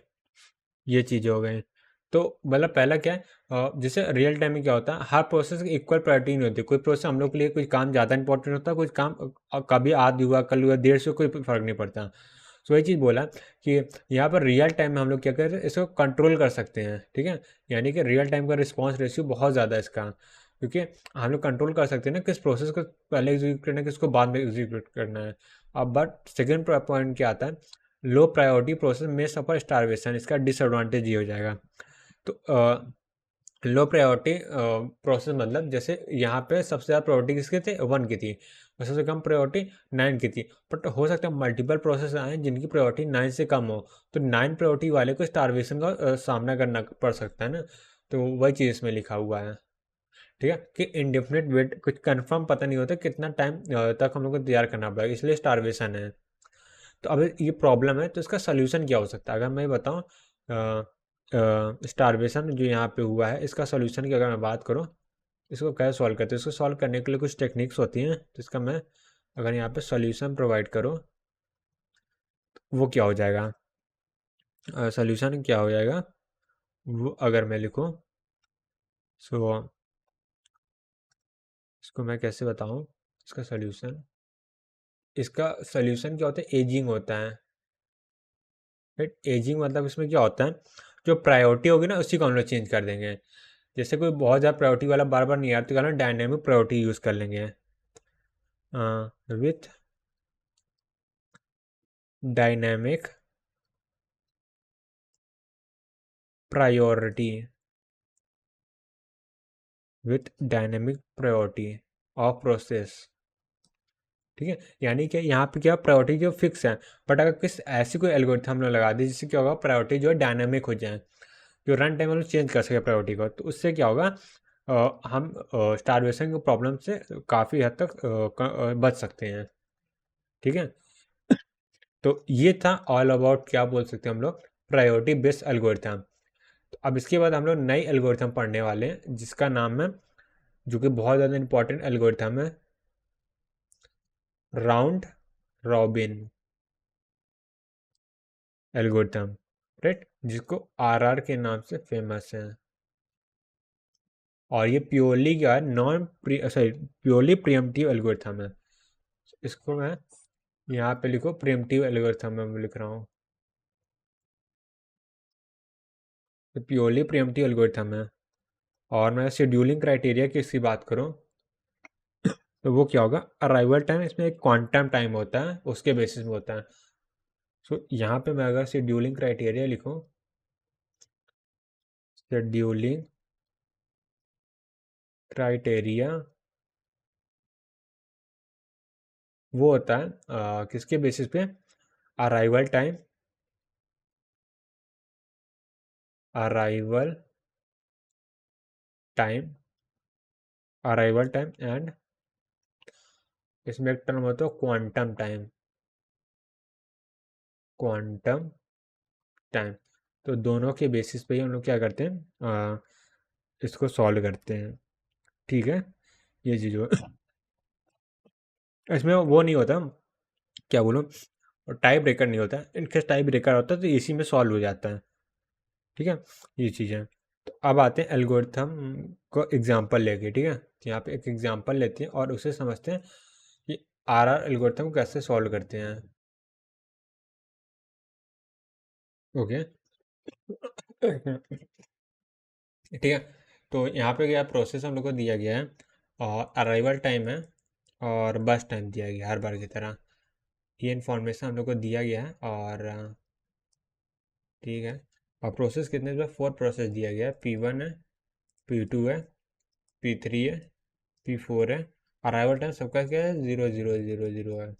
और बस टाइम कितना है, 3 है, 6 है, और 4 है, एंड 5 है, ठीक है। और यहाँ पे टाइम क्वांटम कितना दिया है, क्वांटम को क्यू से डिनोट करते हैं, वो हम लोग को 2 दिया गया है, ठीक है। ये चीज़ दिया गया, हम लोग बोला राउंड रॉबिन एल्गोरिथम को यूज़ करके बस कुछ भी पूछ सकता है। इसका इसका सॉल्यूशन देने से पहले एक पॉइंट है, इसमें क्या होता है, हम लोग रेडी क्यू मेंटेन करते हैं। अब क्यू मेंटेन करते हैं, रेडी क्यू के अकॉर्डिंग जो है हम लोग कॉन्टेक्स्ट स्विच करते हैं। मैं समझा रहा हूँ, तो क्या सबसे पहले रेडी क्यू मेंटेन करेंगे, ठीक है। तो यहाँ पे मैं रेडी क्यू मेंटेन कर रहा हूँ, यहाँ पे येलो से लिखते हैं, रेडी रेडी क्यू मेंटेन करेंगे, राइट। सो क्यू, ठीक है। इनिशियल टाइम में लेट से टाइम एक, अभी क्यू क्या है, ऐसे एम्प्टी है, राइट। क्यू में क्या होता है, फ्रंट से इंसर्ट होता है और रियर से हम लोग रिमूव करते हैं एलिमेंट को, ठीक है। ये चीज़ अभी क्यू में टाइम इक्वल टू जीरो है, ठीक है। तो यहाँ पे टाइम अभी कितना है, जीरो दे दिया है, ठीक है। टाइम इक्वल टू जीरो हो गया है। तो अभी क्यू में क्या क्या एलिमेंट होंगे, तो सबसे पहला एलिमेंट क्या होगा, P1 हो जाएगा, राइट। उसके बाद P2 हो जाएगा। या क्या हम क्यू को थोड़ा अच्छे से बनाते हैं, क्यों, क्योंकि ना क्यू का हम लोग को बहुत ज़्यादा काम है, तो क्यू को डब डब बना देते हैं, ठीक है। अभी क्या है, टाइम क्या हो रहा है, जीरो हो रहा है, तो अभी कौन सी प्रोसेस हो गई होगी, तो अभी हम लोग का प्रोसेस कौन सी, P1 है क्यू में, P2 है क्यू में, P3 क्यू में है, P4 क्यू में। क्यों, टाइम इक्वल टू जीरो में सारे के सारे प्रोसेस हैं वो क्यू में आ गई हैं, ठीक है। और इसके साथ क्या है, साथ ही साथ हम लोग बनाते चलते हैं गैंट चार्ट भी, ठीक है। ये चीज़ हो गया। अभी क्या है, तो गैंट चार्ट तो बड़ा कर लेते हैं, क्योंकि मेरे अकॉर्डिंग हम लोग को ज़्यादा ज़रूरत पड़ सकती है। इसको थोड़ा सा नीचे भी कर लेते हैं, इतना, ठीक है। अभी टाइम क्या हो रहा है, टाइम हो रहा है अभी ज़ीरो, राइट। टाइम हो रहा है ज़ीरो, तो ज़ीरो टाइम में अभी प्रोसेस टॉप में क्या है, ये क्या फ्रंट है, ठीक है, फ्रंट है। और ये क्या रियर पीछे होता है, फ्रंट को हमने डिनोट किया है, फ्रंट में क्या है, P1 है। सो P1 को क्या, पहले P1 है, तो P1 क्या है, वो रन होगा। और कितने टाइम पर, 2 यूनिट है, क्वांटम क्या है, 2 यूनिट है। यानी कि अगर कोई प्रोसेस सीपीयू में आती है तो एटलीस्ट क्वांटम टाइम तो रन होगी होगी, ये क्वांटम टाइम का रोल होता है। सो P1 आया है, तो P1 2 यूनिट टाइम तक चलेगा। तो P1 है, वो क्या, 2 यूनिट टाइम तक रन हो रहा है, ठीक है। तो अब इसका P1 का बस टाइम कितना बचेगा, तो 2 यूनिट, 2 माइनस कर देंगे तो 1 बस टाइम बचेगा, ठीक है। अब P1 क्या है, यहाँ से रिमूव हो जाएगी, ठीक है। यही P1 काम खत्म हो गया, तो मैं इसको यहाँ से फ्रंट नहीं लिख रहा हूँ क्योंकि कंफ्यूजन का बार में। तो P1 को यहाँ से रिमूव कर देंगे और P1 क्या होगी, लास्ट में इंसर्ट हो जाएगी, P1, ठीक है। अब इसके बाद दूसरे में नंबर क्या, P2 आती है, राइट। सो यहाँ पे क्या, P2 रन होगी, P2 भी 2 यूनिट टाइम तक रन होगी। सो यहाँ पे 4 यूनिट टाइम तक P2 रन हो रहा है, डन, ये हो गया 4 यूनिट टाइम तक। अब क्या, P2 यहाँ से रिमूव हुई है, तो P2 क्या होगा, यहाँ पे इंसर्ट हो जाएगी, ठीक है। तो इस सब क्वेश्चन सॉल्व करने के लिए जल्दबाजी नहीं करना होता, हम लोग आराम से सॉल्व करें तो हो जाएगा। तो अब P2 का काम हो गया है, तो P2 क्या, 2 यूनिट टाइम रन हो चुका है, तो यानी 4 यूनिट टाइम का P2 बचा हुआ है। अब क्या, P3 है, अब P3 रन होगा। तो P3 के अंदर वो भी 2 यूनिट तक रन होगा, टाइम यूनिट कितना हो जाएगा, 6 हो जाएगा।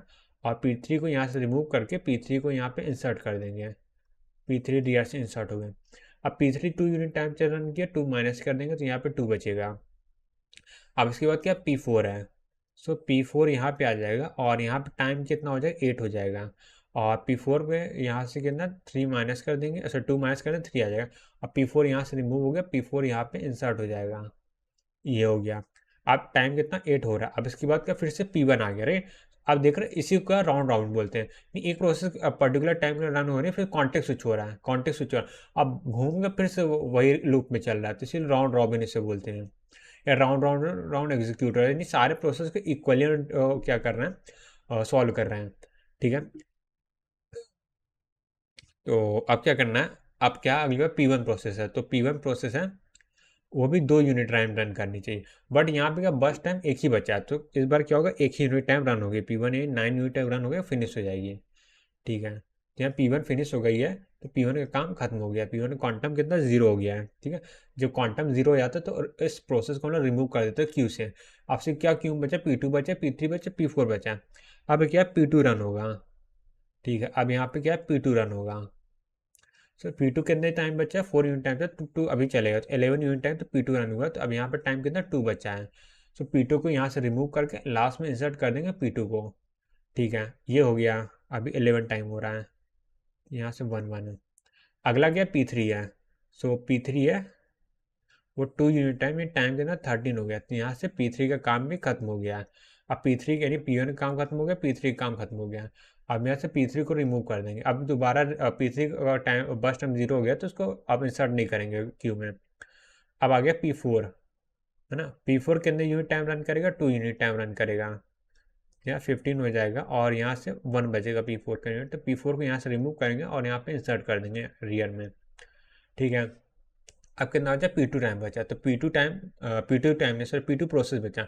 P2 प्रोसेस क्या है, 2 यूनिट टाइम में 17 टाइम तक रन करेगा, और इसे क्रॉस कर देगा, P2 का टाइम 0 हो गया। अब जैसे इसका टाइम 0 हुआ, वैसे P2 को क्या करेंगे, क्यू से रिमूव कर देंगे और इंसर्ट नहीं करेंगे। अब सिर्फ P4 बचा है। अब P4 क्या है, 1 यूनिट टाइम यानी 18 यूनिट टाइम तक रन होगा, P4 भी क्रॉस हो जाएगा। ठीक है, ये चीज़ हो गया। तो अभी टाइम कितना हो गया, 18 हो गया। अगर इसमें जैसे मान लेते हैं हम लोग, क्या पूछ लिया होता है, कॉन्टेक्स्ट स्विच पूछ लिया होता है, ये पूछना है कॉन्टेक्स्ट स्विच कितना है, वही पूछना है कॉन्टेक्स्ट वाली। तो यहाँ पे कॉन्टेक्स्ट स्विचेस की बात करें,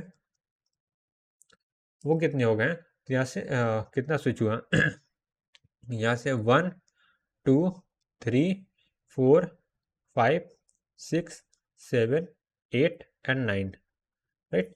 ये वाला 1 2 3 4 5 6 7 8 9, यहाँ टोटल 9 कॉन्टेक्ट स्विच हुए हैं।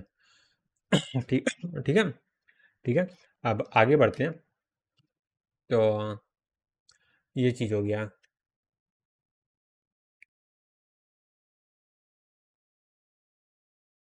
ठीक है, यहाँ पे आते हैं और यहाँ पे क्या लिखते हैं, रेडी क्यू की डिफिनेशन लिख लेते हैं, क्योंकि नया टर्म आया है, ready Q.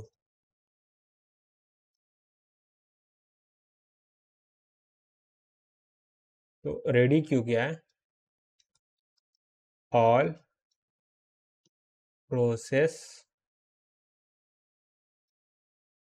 Available in ready queue, all process available in ready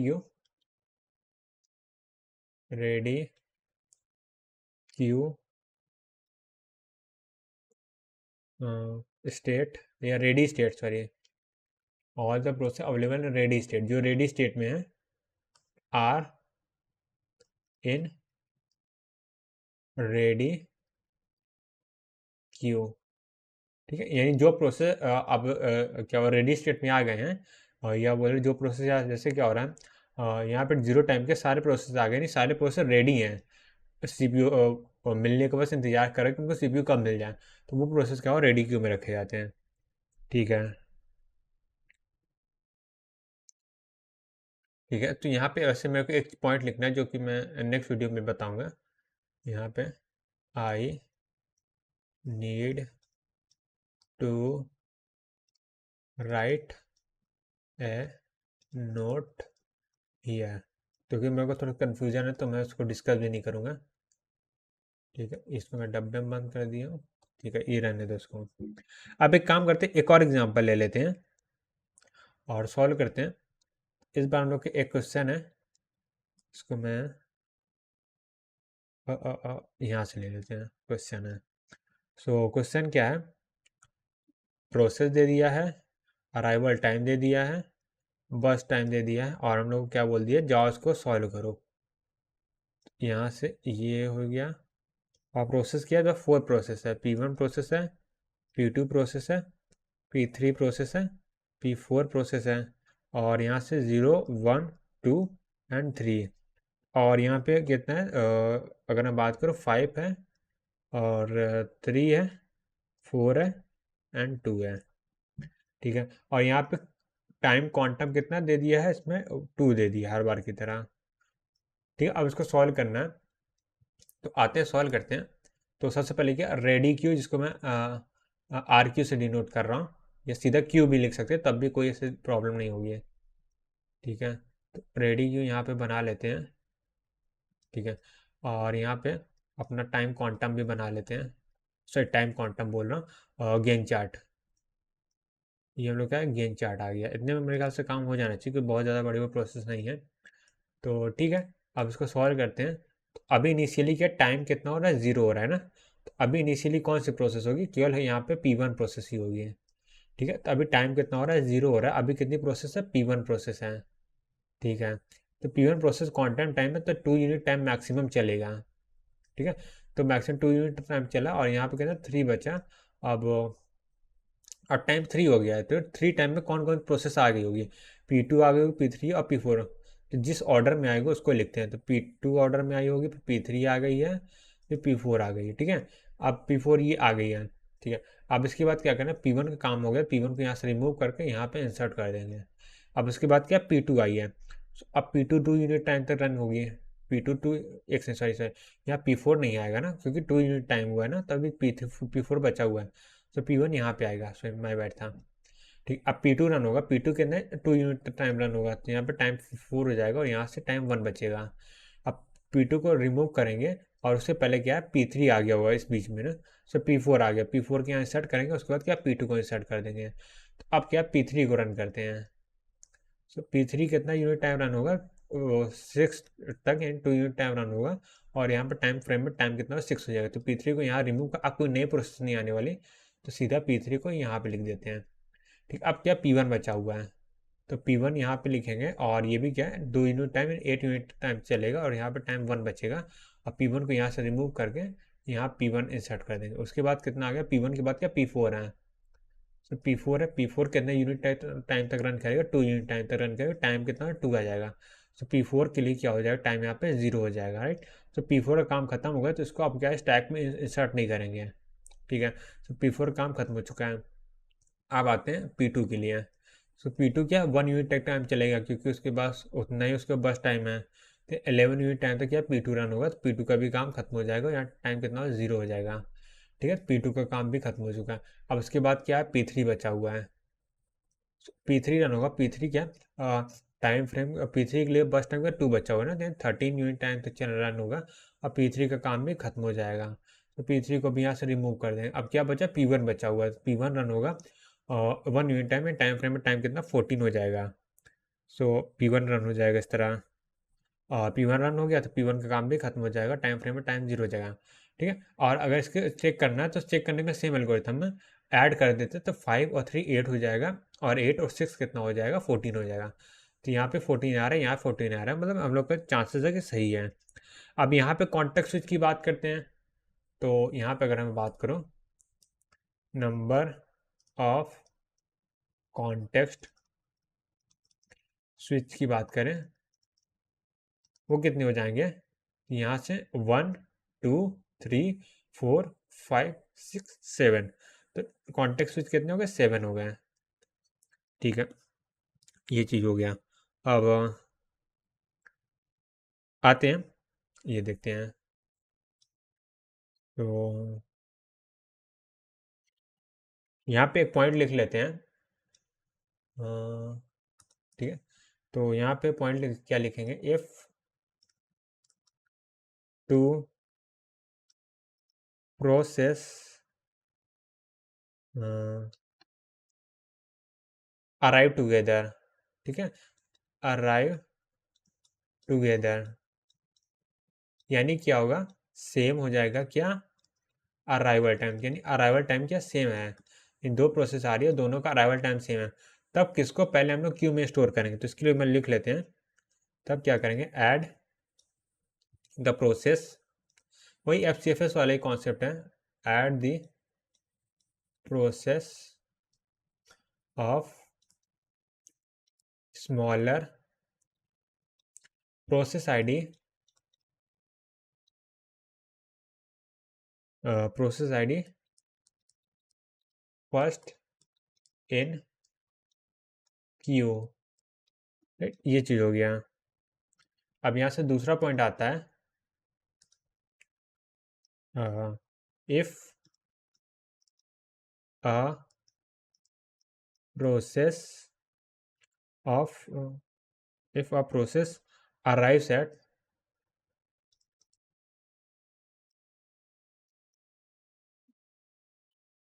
the new uh,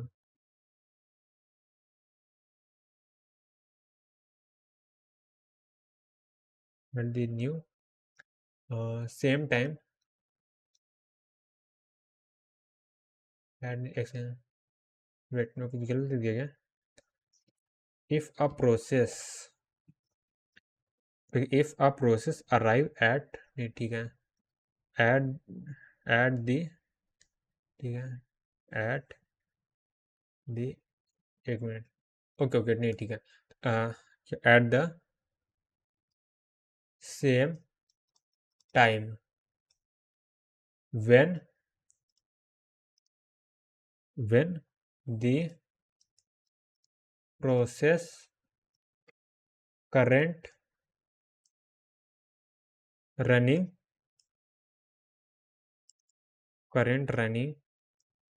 process when the current running process prompt, ठीक है। इसका मतलब क्या है, यहाँ पे आते हैं, जैसे इस एग्जांपल में जैसे मान लेते हैं ये P4 प्रोसेस आई थी, कहाँ पे आई थी, यहाँ पे आई थी P1 के बाद ना। तो अगर इन केस P1 का एंड जिस टाइम पे हो रहा है उसी टाइम पे क्या P4 आ गई, तो अब किसको क्या होगा, क्यू में पहले लिखेंगे उसके लिए है। तो इस केस में हम लोग क्या करेंगे, प्रोसेस फर्स्ट, या ऐसा नहीं, उसको ऐसे लिखते हैं, add new process in Q first, ठीक है। यानी जो नई प्रोसेस है उसको पहले ऐड करेंगे, एंड देन आप क्या करेंगे, आप जो प्रिंट प्रोसेस हुई उसको ऐड कर देंगे क्यू में, then printed process in last in queue, ठीक है। ये चीज़ है, यानी कि जो नई प्रोसेस आई है उसको क्या है पहले क्यू में इंसर्ट कर देंगे, फिर जो प्रिंट हुई है उसको दूसरे सेकेंड नंबर पे क्या करेंगे, इंसर्ट कर देंगे, ठीक है। अब आगे बढ़ते हैं और एक और क्वेश्चन ले लेते हैं। अब इस क्वेश्चन में क्या वो मैं बताता हूँ। यहाँ पे क्या प्रोसेस है and arrival time, burst time, ठीक है, ये दिया हुआ है। और इस बार हम लोग टोटल कहते हैं 6 प्रोसेस हैं। तो एक मिनट, ये टेढ़ी लाइन सीधे बनाते हैं।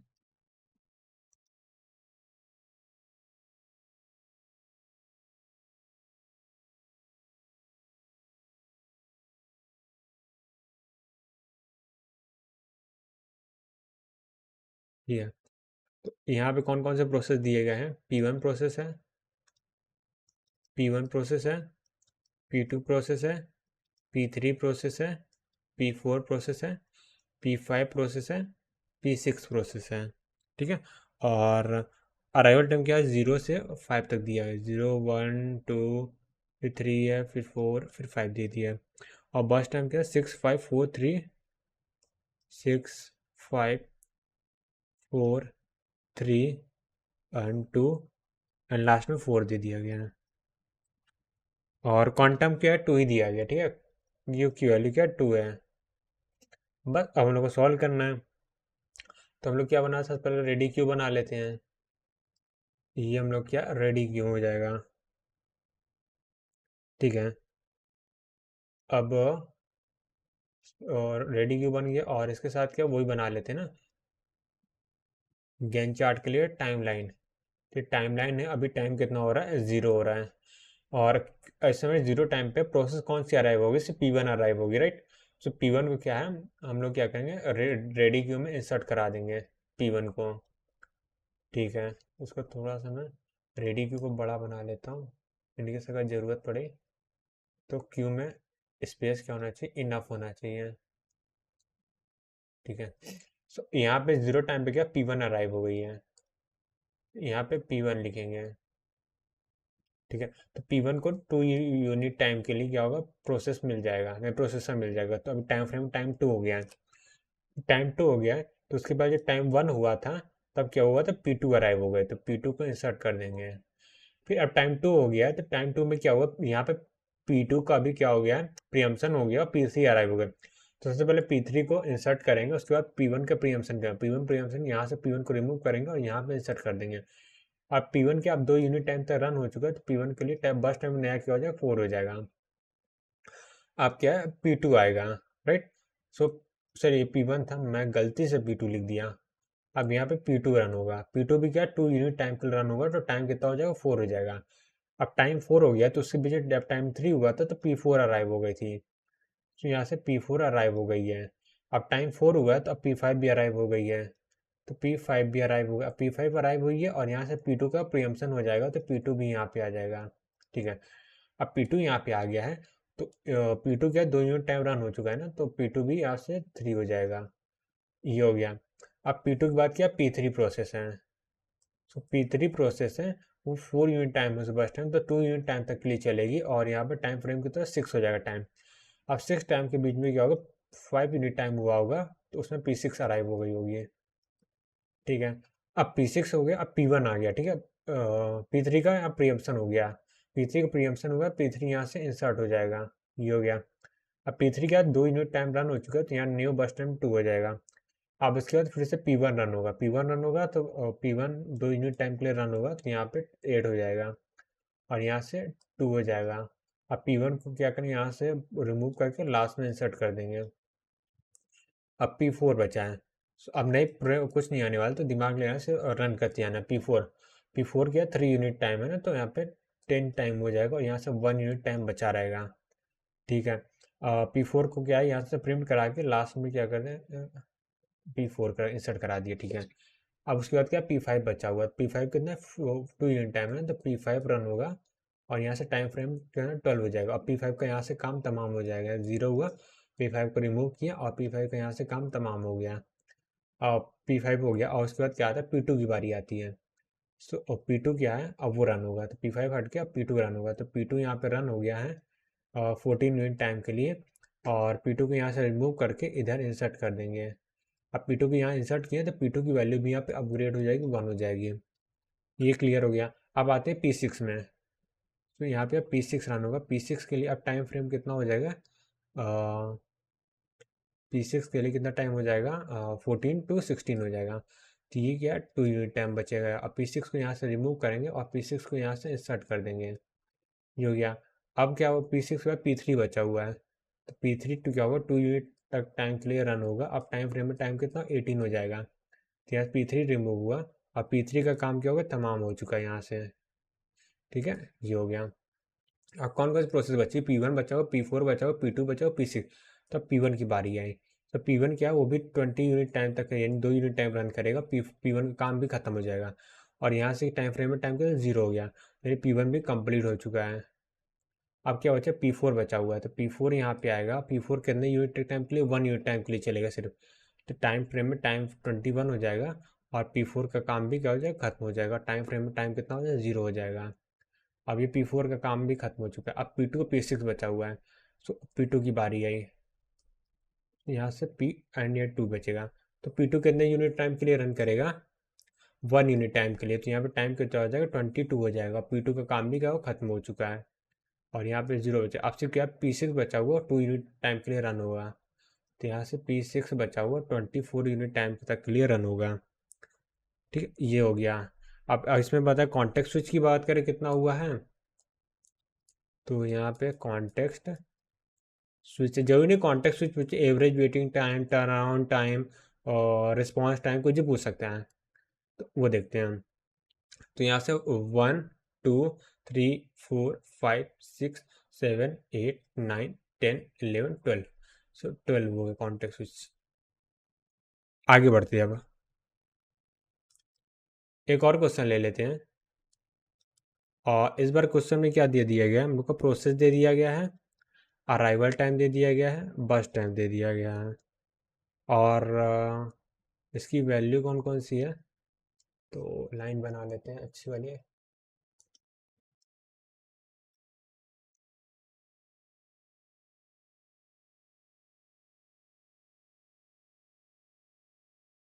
ये हो गया, कितने प्रोसेस इस बार भी 6 प्रोसेस ही है। ये क्या हुआ, वेट कभी कभी कुछ ग्लिच कर जाता है। ठीक है, अब प्रोसेस को फिल कर देते कौन कौन से प्रोसेस है। तो P1 प्रोसेस है, P2 प्रोसेस है, P3 प्रोसेस है, P4 प्रोसेस है, P5 प्रोसेस है, P6 प्रोसेस है। और अराइवल टाइम कितना, 5836, 5836 एंड 24, 2 एंड ये लास्ट में 4 हो गया। अब बस टाइम कितना है, 6 है, 7 है, 6 7 एंड ये 8 है, और ये क्या है, 2 है, 8 के बाद सॉरी 3 है, और ये 2 है, यहाँ से 4 है। और इस बार क्वांटम की वैल्यू क्या है, 3 दे दिया गया है, यानी 3 यूनिट टाइम तक मैक्सिमम सीपीयू किसी को एलोकेट हो सकता है, किसी एक पर्टिकुलर प्रोसेस को। बस हर बार की तरह किया, इस बार क्यू बनाते हैं और सॉल्व करते हैं। तो लेट्स सी, ये हम लोग क्या किए, क्यू बन गया है, और क्यू बन गया तो हम लोग क्या टाइम फ्रेम भी बनाना है, लेट्स सी टाइम लाइन हो गया है। बस अब हम लोग सॉल्व करते हैं। ठीक है, तो अभी टाइम कितना हो रहा है, 0 हो रहा है। टाइम 0 पे कौन कौन सी प्रोसेस आई है, कोई प्रोसेस नहीं आई है। टाइम 0 होने के बाद पहली प्रोसेस क्या 2 टाइम पे आती है ना, टाइम 0 से लेकर टाइम 2 तक सीपीयू क्या आइडियल बैठा रहेगा, सीपीयू कुछ भी काम नहीं करेगा। ठीक है, तो यहाँ पे 2 टाइम हो गया है। अब 2 टाइम पे क्या है, P5 प्रोसेस एंटर हो चुकी है, यानी P5 क्यू में एंटर हो चुकी है, रेडी स्टेट में आ गई है। तो P5 क्या है, इसका क्वांटम का 2 ही है ना, बस टाइम का 2 ही, तो 2 टाइम तक P5 रन होगी। तो P5 2 यूनिट तक टाइम तक रन होगी, तो ये टाइम फ्रेम में टाइम कितना, जब 4 हो जाएगा, यानी कि P5 आई और उसका काम भी तमाम हो चुका है। ठीक है, ये 0 हो गया। ठीक है, बट इस टाइम पे क्या हुआ होगा, टाइम 4 हो चुका है, 4 टाइम पे 2 के 3 यानी P3 आ गई होगी, उसके बाद क्या P6 आ चुका होगा। ठीक है, अब P6 आ चुका हो तो P5 क्या होगा, यहाँ से रिमूव हो जाएगा। तो अगली प्रोसेस क्या हो जाएगी, अब टाइम फ्रेम 4 हो रहा है और P3 क्या होगा, रन होगा। कितने यूनिट टाइम के लिए, P3 का अगर बस टाइम 8 है ना, तो यहाँ से 3 यूनिट टाइम के लिए 7 तक क्या होगा, P3 रन होगा। ठीक है, P3 रन होगा, टाइम फ्रेम में 7 होगा, 7 तक यानी 4 के बाद कौन कौन सी प्रोसेस आई है, यानी P5 पे P1 आ गई होगी, 6 पे P4 आ गई होगी, राइट, और 7 पे तो अभी कुछ नहीं आया होगा। ठीक है, ये प्रोसेस इतनी आ चुकी है। अब P3 का यहाँ पे प्रीएम्पशन हो गया, P3 यहाँ पे आ गया। ठीक है, अब P3 यहाँ पे आ गया, P3 को यहाँ अपडेट करेंगे, 8 से 3 माइनस करेंगे, 5 बचेगा। ओके, ये हो गया। अगली प्रोसेस क्या है, P6 है, तो P6 का एलोकेट होगा, और P6 कितना है, बस टाइम 4 है ना, हाँ, तो यानी 10 यूनिट टाइम तक चलेगा, यहाँ पे इसका माइनस होएगा बस टाइम 1 से। ठीक है, अब टाइम फ्रेम में 10 हो गया, तो यानी कौन कौन से प्रोसेस बचे, 7 के बाद 8 ही बचे थे मेरे ख्याल से सिर्फ, हाँ, तो यानी कौन से P2 बचा था, P2 भी हम लोग का प्रोसेस आ चुका है क्यू में।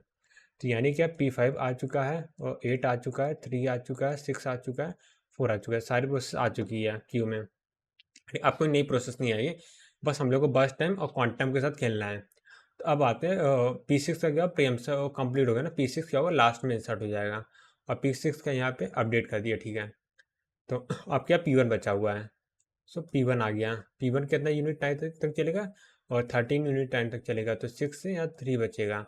अब P1 को यहाँ प्रिंट करके लास्ट में इंसर्ट करा देंगे, और उसके बाद 13 है, 13 में P4 आ गया, और P4 कितना यूनिट टाइम तक रन कर सकता है, 3 यूनिट टाइम, तो 3 यूनिट यानी 16 टाइम तक रन करेगा। अब P4 काम खत्म हो जाएगा, यानी P4 3 से 0 हो गया, और P4 का काम खत्म हो चुका है। तो यहाँ से P4 को भी मैं क्रॉस कर देता हूँ। ठीक, अब 16 यूनिट टाइम पे P3 रन होगा, तो P3 रन होगा, P3 कितने यूनिट टाइम, तो 5 यूनिट टाइम है, क्वांटम 3 है, तो यानी कि 19 यूनिट टाइम तक P3 रन होगा। P3 का नया बस टाइम कितना हो जाएगा, 5 माइनस 3 2 हो जाएगा। अब P3 यहाँ से प्रिंट हो गया, यहाँ पे P3 इंसर्ट हो जाएगा। ठीक है, अब बचा P2 बचा है, तो P2 कितने यूनिट टाइम तक रन होगा, P2 का 7 है ना, P2 रन हो जाएगा, और 19 और 3 कितना हो जाएगा, 22 हो जाएगा, यानी कि P2 का नया क्वांटम से 5 नहीं होगा, सॉरी 4 होगा ना, 437। ठीक है, अब P2 को यहाँ से रिमूव करके लास्ट में इंसर्ट कर देंगे P2 को। ठीक है, अब P2 के बाद क्या P6 बचा हुआ है, तो P6 हुआ है यहाँ पे। ठीक है, तो P6 का क्वांटम कितना 1 बचा हुआ है, 23 यूनिट टाइम तक P6 रन होगा, और P6 का काम भी क्या होगा, खत्म हो चुका है, तो P6 को भी यहाँ से रिमूव कर देंगे। अब क्या बचा हुआ, P1 आएगा, तो P1 क्या 3 यूनिट है, 26 यूनिट टाइम तक P1 रन होगा। P1 का काम भी क्या हो जाएगा, खत्म हो जाएगा। ठीक है, यहाँ से टाइम क्वांटम कितना होगा, 0 हो गया। तो यहाँ से P1 को रिमूव कर देंगे। आपसे क्या बचा है, P2 P3 रन होगा। तो पहले P3 रन होगा, P3 रन होगा। P3 का क्वांटम कितना 2 बचा हुआ है ना, तो 28 तक P3 रन होगा। तो P3 का काम भी यहाँ पे खत्म हो चुका है और ये 28 टाइम तक खत्म हो जाएगा। अब P2 बचा, तो बाकी का 4 यूनिट टाइम से P2 रन हो जाएगा। क्योंकि कोई कॉन्टेक्ट स्विच होगा 3 तक रन होगा, उसके बाद क्या सिर्फ P2 बचा हुआ, P3 तो यहाँ से हट चुका है। तो P2 4 यूनिट टाइम तक 32 यूनिट टाइम तक सिर्फ क्या P3 रन होगा, P2 रन होगा, सॉरी राइट, P2 रन होगा। ठीक है, तो ये आ गया। इसमें कॉन्टेक्स्ट स्विच की बात करेंगे तो 1 2 3 4 5 6 7 8 9 10, तो 10 कॉन्टेक्स्ट स्विच हुए। ठीक है, इसको मैं लिख नहीं रहा हूँ, ये कुछ भी पूछ सकते हो, वो तो जरूरत है ना हर बार कॉन्टेक्स्ट स्विच ही निकालना हो। ठीक है, ये चीज़ हो गया।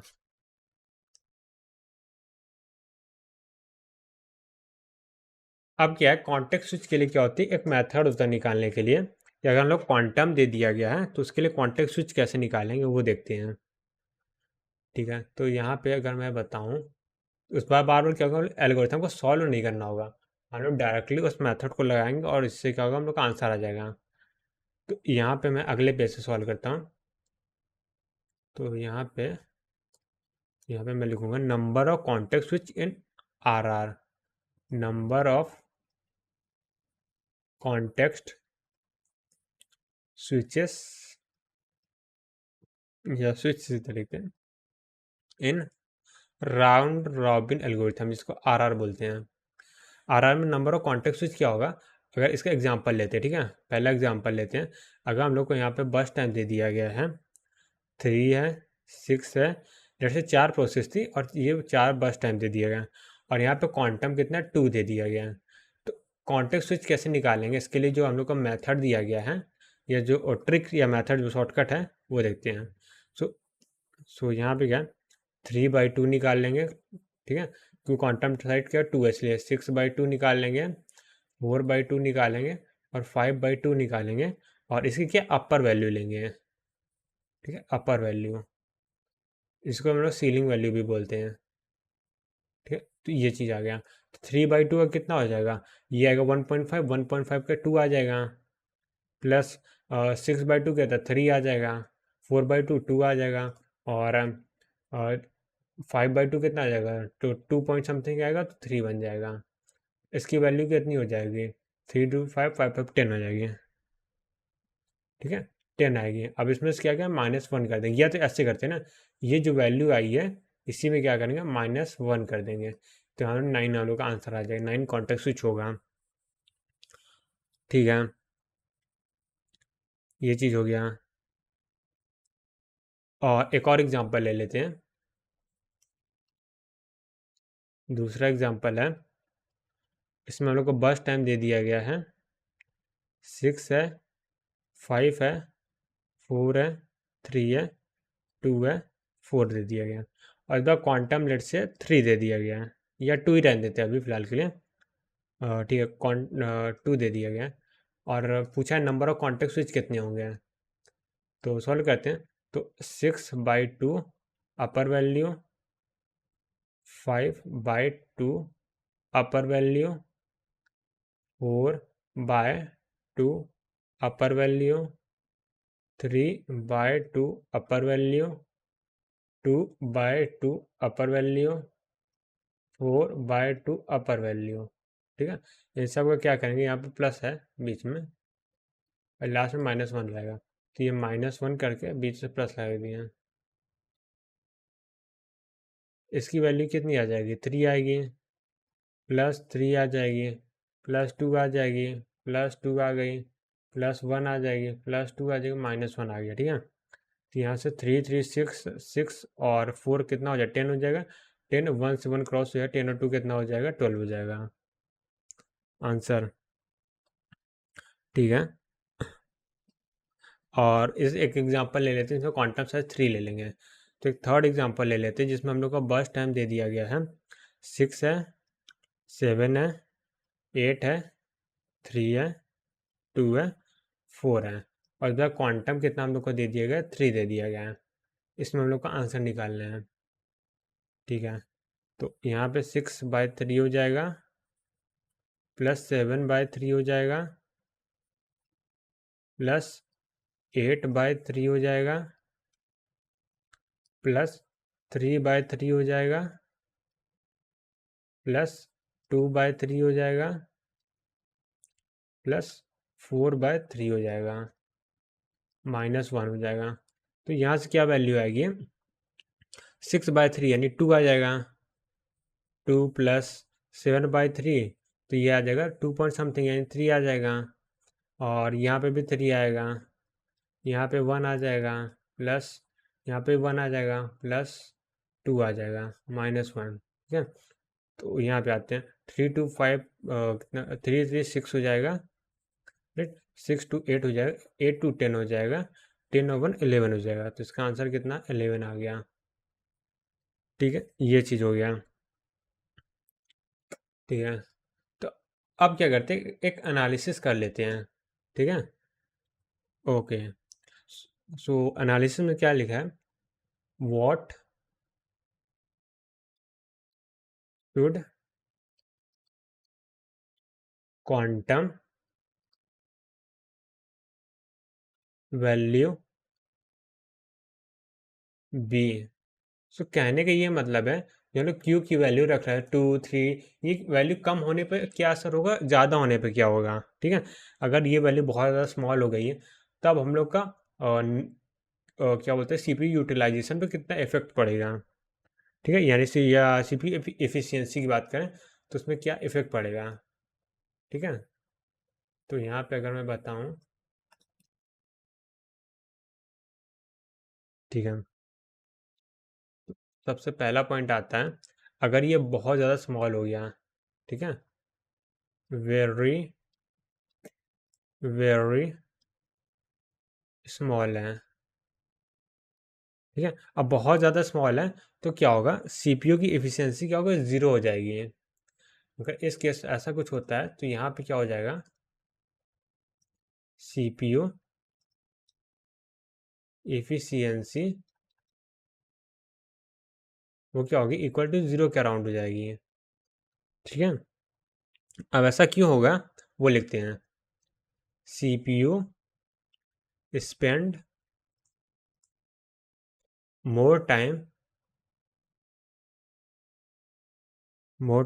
इन कॉन्टेक्स्ट स्विच,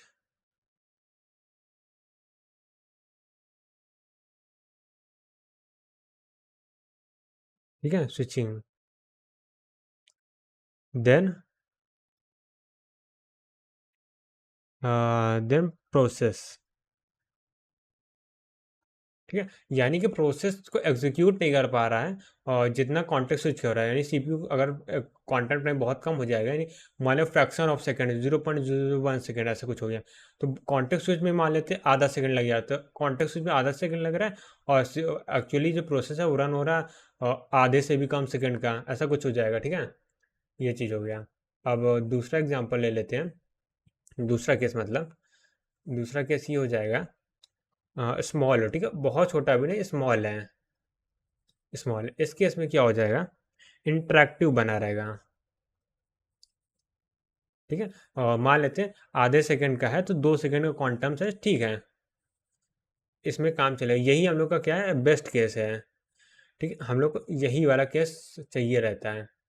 अब तीसरा केस क्या हो जाएगा, लार्ज है, ठीक है, यानी कि अगर बात करें जैसे 2 था, 10 ले लिए, 20 ले लिए, ऐसा कुछ है, तो ये क्या होगा, लेस इंटरेक्टिव होगा, क्योंकि कुछ फ़र्क नहीं पड़ेगा, क्योंकि 10 है तो 10 यूनिट टाइम तक क्या होगा, प्रोसेस वेटिंग पे लगा रहेगा, ठीक है, कि उसका नंबर आएगा। ये इसका इंटरेक्टिव क्या हो जाए, लेस इंटरेक्टिव होगा, लेस इंटरेक्टिव, ठीक है। अगर यही सबसे बहुत ज़्यादा लार्ज है, ठीक है, तो ये फोर्थ ऑप्शन आता है, very very large, very very large, अगर बहुत बड़ा है तो आर होने का कोई मतलब ही नहीं है, वो सीधा सीधा क्या हो जाएगा, एफ हो जाएगा, ठीक है, वो हो जाएगा R degrade to F C F C F S, ठीक है। इससे कहने का मतलब ये है, अगर जैसे एफ सी एफ एस का जैसे जिस ऑर्डर में प्रोसेस आ रही है उसी ऑर्डर में उसको सीपीयू मिलता है। अब राउंड रॉबिन डिफरेंस कहते हैं, जिस ऑर्डर में आ रही है प्रोसेस उसको उसी ऑर्डर में सीपीयू मिलेगा, बट वो उस क्वांटम टाइम के लिए मैक्सिमम मिलेगा। बट क्वांटम टाइम ही इतना है कि क्वांटम टाइम आने से पहले क्या हो रहा है, सारी प्रोसेस क्या एग्जीक्यूट हो जा रही है, तो सीधा सीधा एफ सी एफ एस बन जाएगा, राइट। तो एफ सी एफ एस में क्वांटम टाइम क्या होता है, ऑलमोस्ट बहुत लार्ज होती है, इनफाइनाइट बोल सकते हैं, ठीक है। ये चीज़ हो गया। तो ठीक है, एक लास्ट में इसका क्या करते हैं, राउंड रॉबिन का एडवांटेज एंड डिसएडवांटेज देख लेते हैं, ठीक है। तो यहाँ से मैं राउंड रॉबिन की बात कर रहा हूँ, तो एक काम करते हैं, एक साइड क्या करते हैं एडवांटेजेस देख लेते हैं और एक साइड डिसएडवांटेजेस देख लेंगे। इधर क्या है, एडवांटेजेस देख लेते हैं और इधर साइड डिसएडवांटेज देख लेंगे।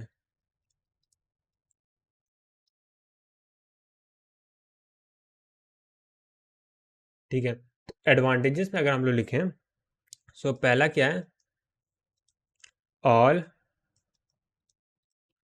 Processes execute one by one, no starvation, no starvation. Simple सी बात है, हर प्रोसेस को इक्वली क्वांटम टाइम मिल रहा है, कोई भी स्टारवेशन नहीं, हर प्रोसेस को पर्टिकुलर टाइम मिल रहा है रन करने के लिए। ऐसा नहीं किसी प्रोसेस को सीपीयू ही नहीं मिला, बाकी सब छोटी छोटी प्रोसेस या बड़ी बड़ी प्रोसेस सीपीयू ले जा रहे हैं, ऐसा केस नहीं है। हर क्वांटम टाइम में क्या हो रहा है, स्विच हो रहा है, ठीक है। और बेटर इंटरेक्टिवनेस, यानी कि हर प्रोसेस के साथ सीपीयू इंटरेक्ट कर रहा है, बेटर इंटरेक्टिवनेस, ये हो गया। और थर्ड पॉइंट क्या हो जाएगा, burst time is not required to known in advance, ये भी ठीक है, क्योंकि अब बस टाइम अगर हम लोग एडवांस ना, पहले नोन इन एडवांस, ठीक है। यानी कि अगर हम लोग बस टाइम भी नहीं पाए तब भी कोई दिक्कत नहीं, तो एग्जीक्यूट करते ना, जैसे ही सीपीयू कंप्लीट होगा प्रोसेस, सीपीयू उस प्रोसेस वैसे क्या होगा, कॉन्टेक्स्ट स्विच कर देंगे, जैसे हम लोग करते ही आते अगर बस टाइम इनिशियल को पता भी नहीं होगा तो हम लोग क्या करेंगे, बार बार क्वांटम माइनस करते जाएंगे, स्विच करेंगे, क्वांटम माइनस स्विच करेंगे, और जैसे ही उसका प्रोसेस कंप्लीट होगा वैसे क्या करेंगे, एग्जीक्यूट कर देंगे, मतलब उसको हटा देंगे क्यू से रेडी क्यू से। ठीक है, अब आते हैं डिसएडवांटेज में। पहला है एवरेज वेटिंग टाइम, ठीक है, and average turn around time increases. क्यों, ऐसा क्यों हो रहा है, क्योंकि हर प्रोसेस को वेट करना ही पड़ रहा है ना, राइट। क्योंकि अगर जैसे प्रोसेस क्या है, सबसे छोटा average waiting time turn around time किससे होता है, एस आर टी एफ में होता है, right. S R T F में क्या होता है, छोटी छोटी प्रोसेस जल्दी जल्दी एग्जीक्यूट हो जाती है, बड़ी प्रोसेस का थोड़ा इंतजार करना पड़ सकता है ना, छोटी छोटी प्रोसेस जल्दी जल्दी एग्जीक्यूट होता है, तो उसमें एवरेज वेटिंग टाइम कम होता है। बट इसमें क्या होता है, हर प्रोसेस इक्वली क्या बोल सकते हैं, वेटेज दिया गया है, तो हर प्रोसेस को इक्वली वेट करना पड़ रहा है, ठीक है। वो भी बड़ी प्रोसेस तो उसको तो वेट करना ही पड़ा, छोटी प्रोसेस उसको भी वेट करना, जैसे कोई 3 यूनिट की प्रोसेस है, वो क्वांटम टाइम 2 है, तो उससे कि एक बार प्रोसेस एग्जीक्यूट होने के बाद फिर जब तक सारी प्रोसेस एग्जीक्यूट नहीं हो जाएगी तब तक उसको वेट करना पड़ा, तो इसलिए क्या होता है, average waiting time and turnaround time बढ़ जाता है। अब दूसरा पॉइंट आता है,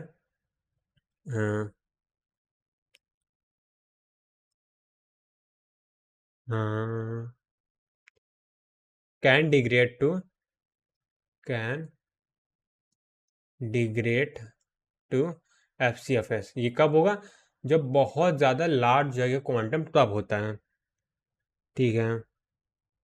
तो इसमें एक कॉन्सेप्ट आता है सीपीयू एफिशिएंसी का, तो वो भी मैं लिख देता हूँ, यहाँ पे मैं लिखूँ सीपीयू एफिशिएंसी, वो क्या हो जाएगा, execution time divided by total time, यही होता है, राइट। तो अगर इसको और क्या बोलते हैं डिटेल में लिखें तो यहाँ पे क्या एग्जीक्यूशन टाइम क्यू हो जाएगा और टोटल टाइम क्या होगा क्यू प्लस एस क्या होगा एस, यानी जो कॉन्टेक्स्ट स्विच हो रहा है तो उसमें जो टाइम लग रहा है, यानी इसमें क्या है context switch time, context switch यहाँ पे लिख देता हूँ टाइम, राइट। और क्यू क्या है उसको मैं लिख देता हूँ प्रोसेस एग्जीक्यूशन टाइम,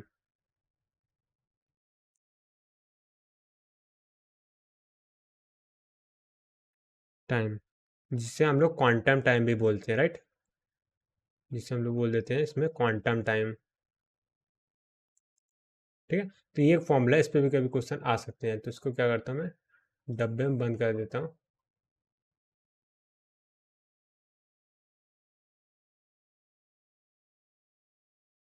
इसको टिल कर देते हैं,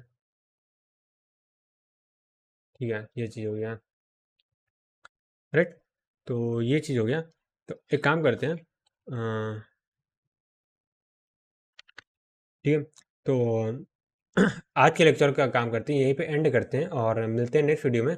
और कल हम लोग पढ़ने वाले हैं मल्टी लेवल क्यू शेड्यूलिंग के बारे में। तो यहाँ मैं हेडिंग डाल देता हूँ, यहाँ से क्या हेडिंग डालना मल्टी लेवल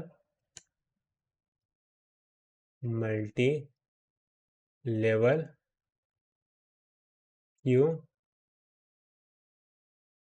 शेड्यूलिंग, राइट। इस चीज़ को हम लोग क्या पढ़ेंगे कल पढ़ेंगे नेक्स्ट वीडियो में। तो बस आज की वीडियो में इतना ही, मिलते हैं नेक्स्ट वीडियो में, तब तक के लिए बाय बाय, सी या, हैव अ नाइस डे।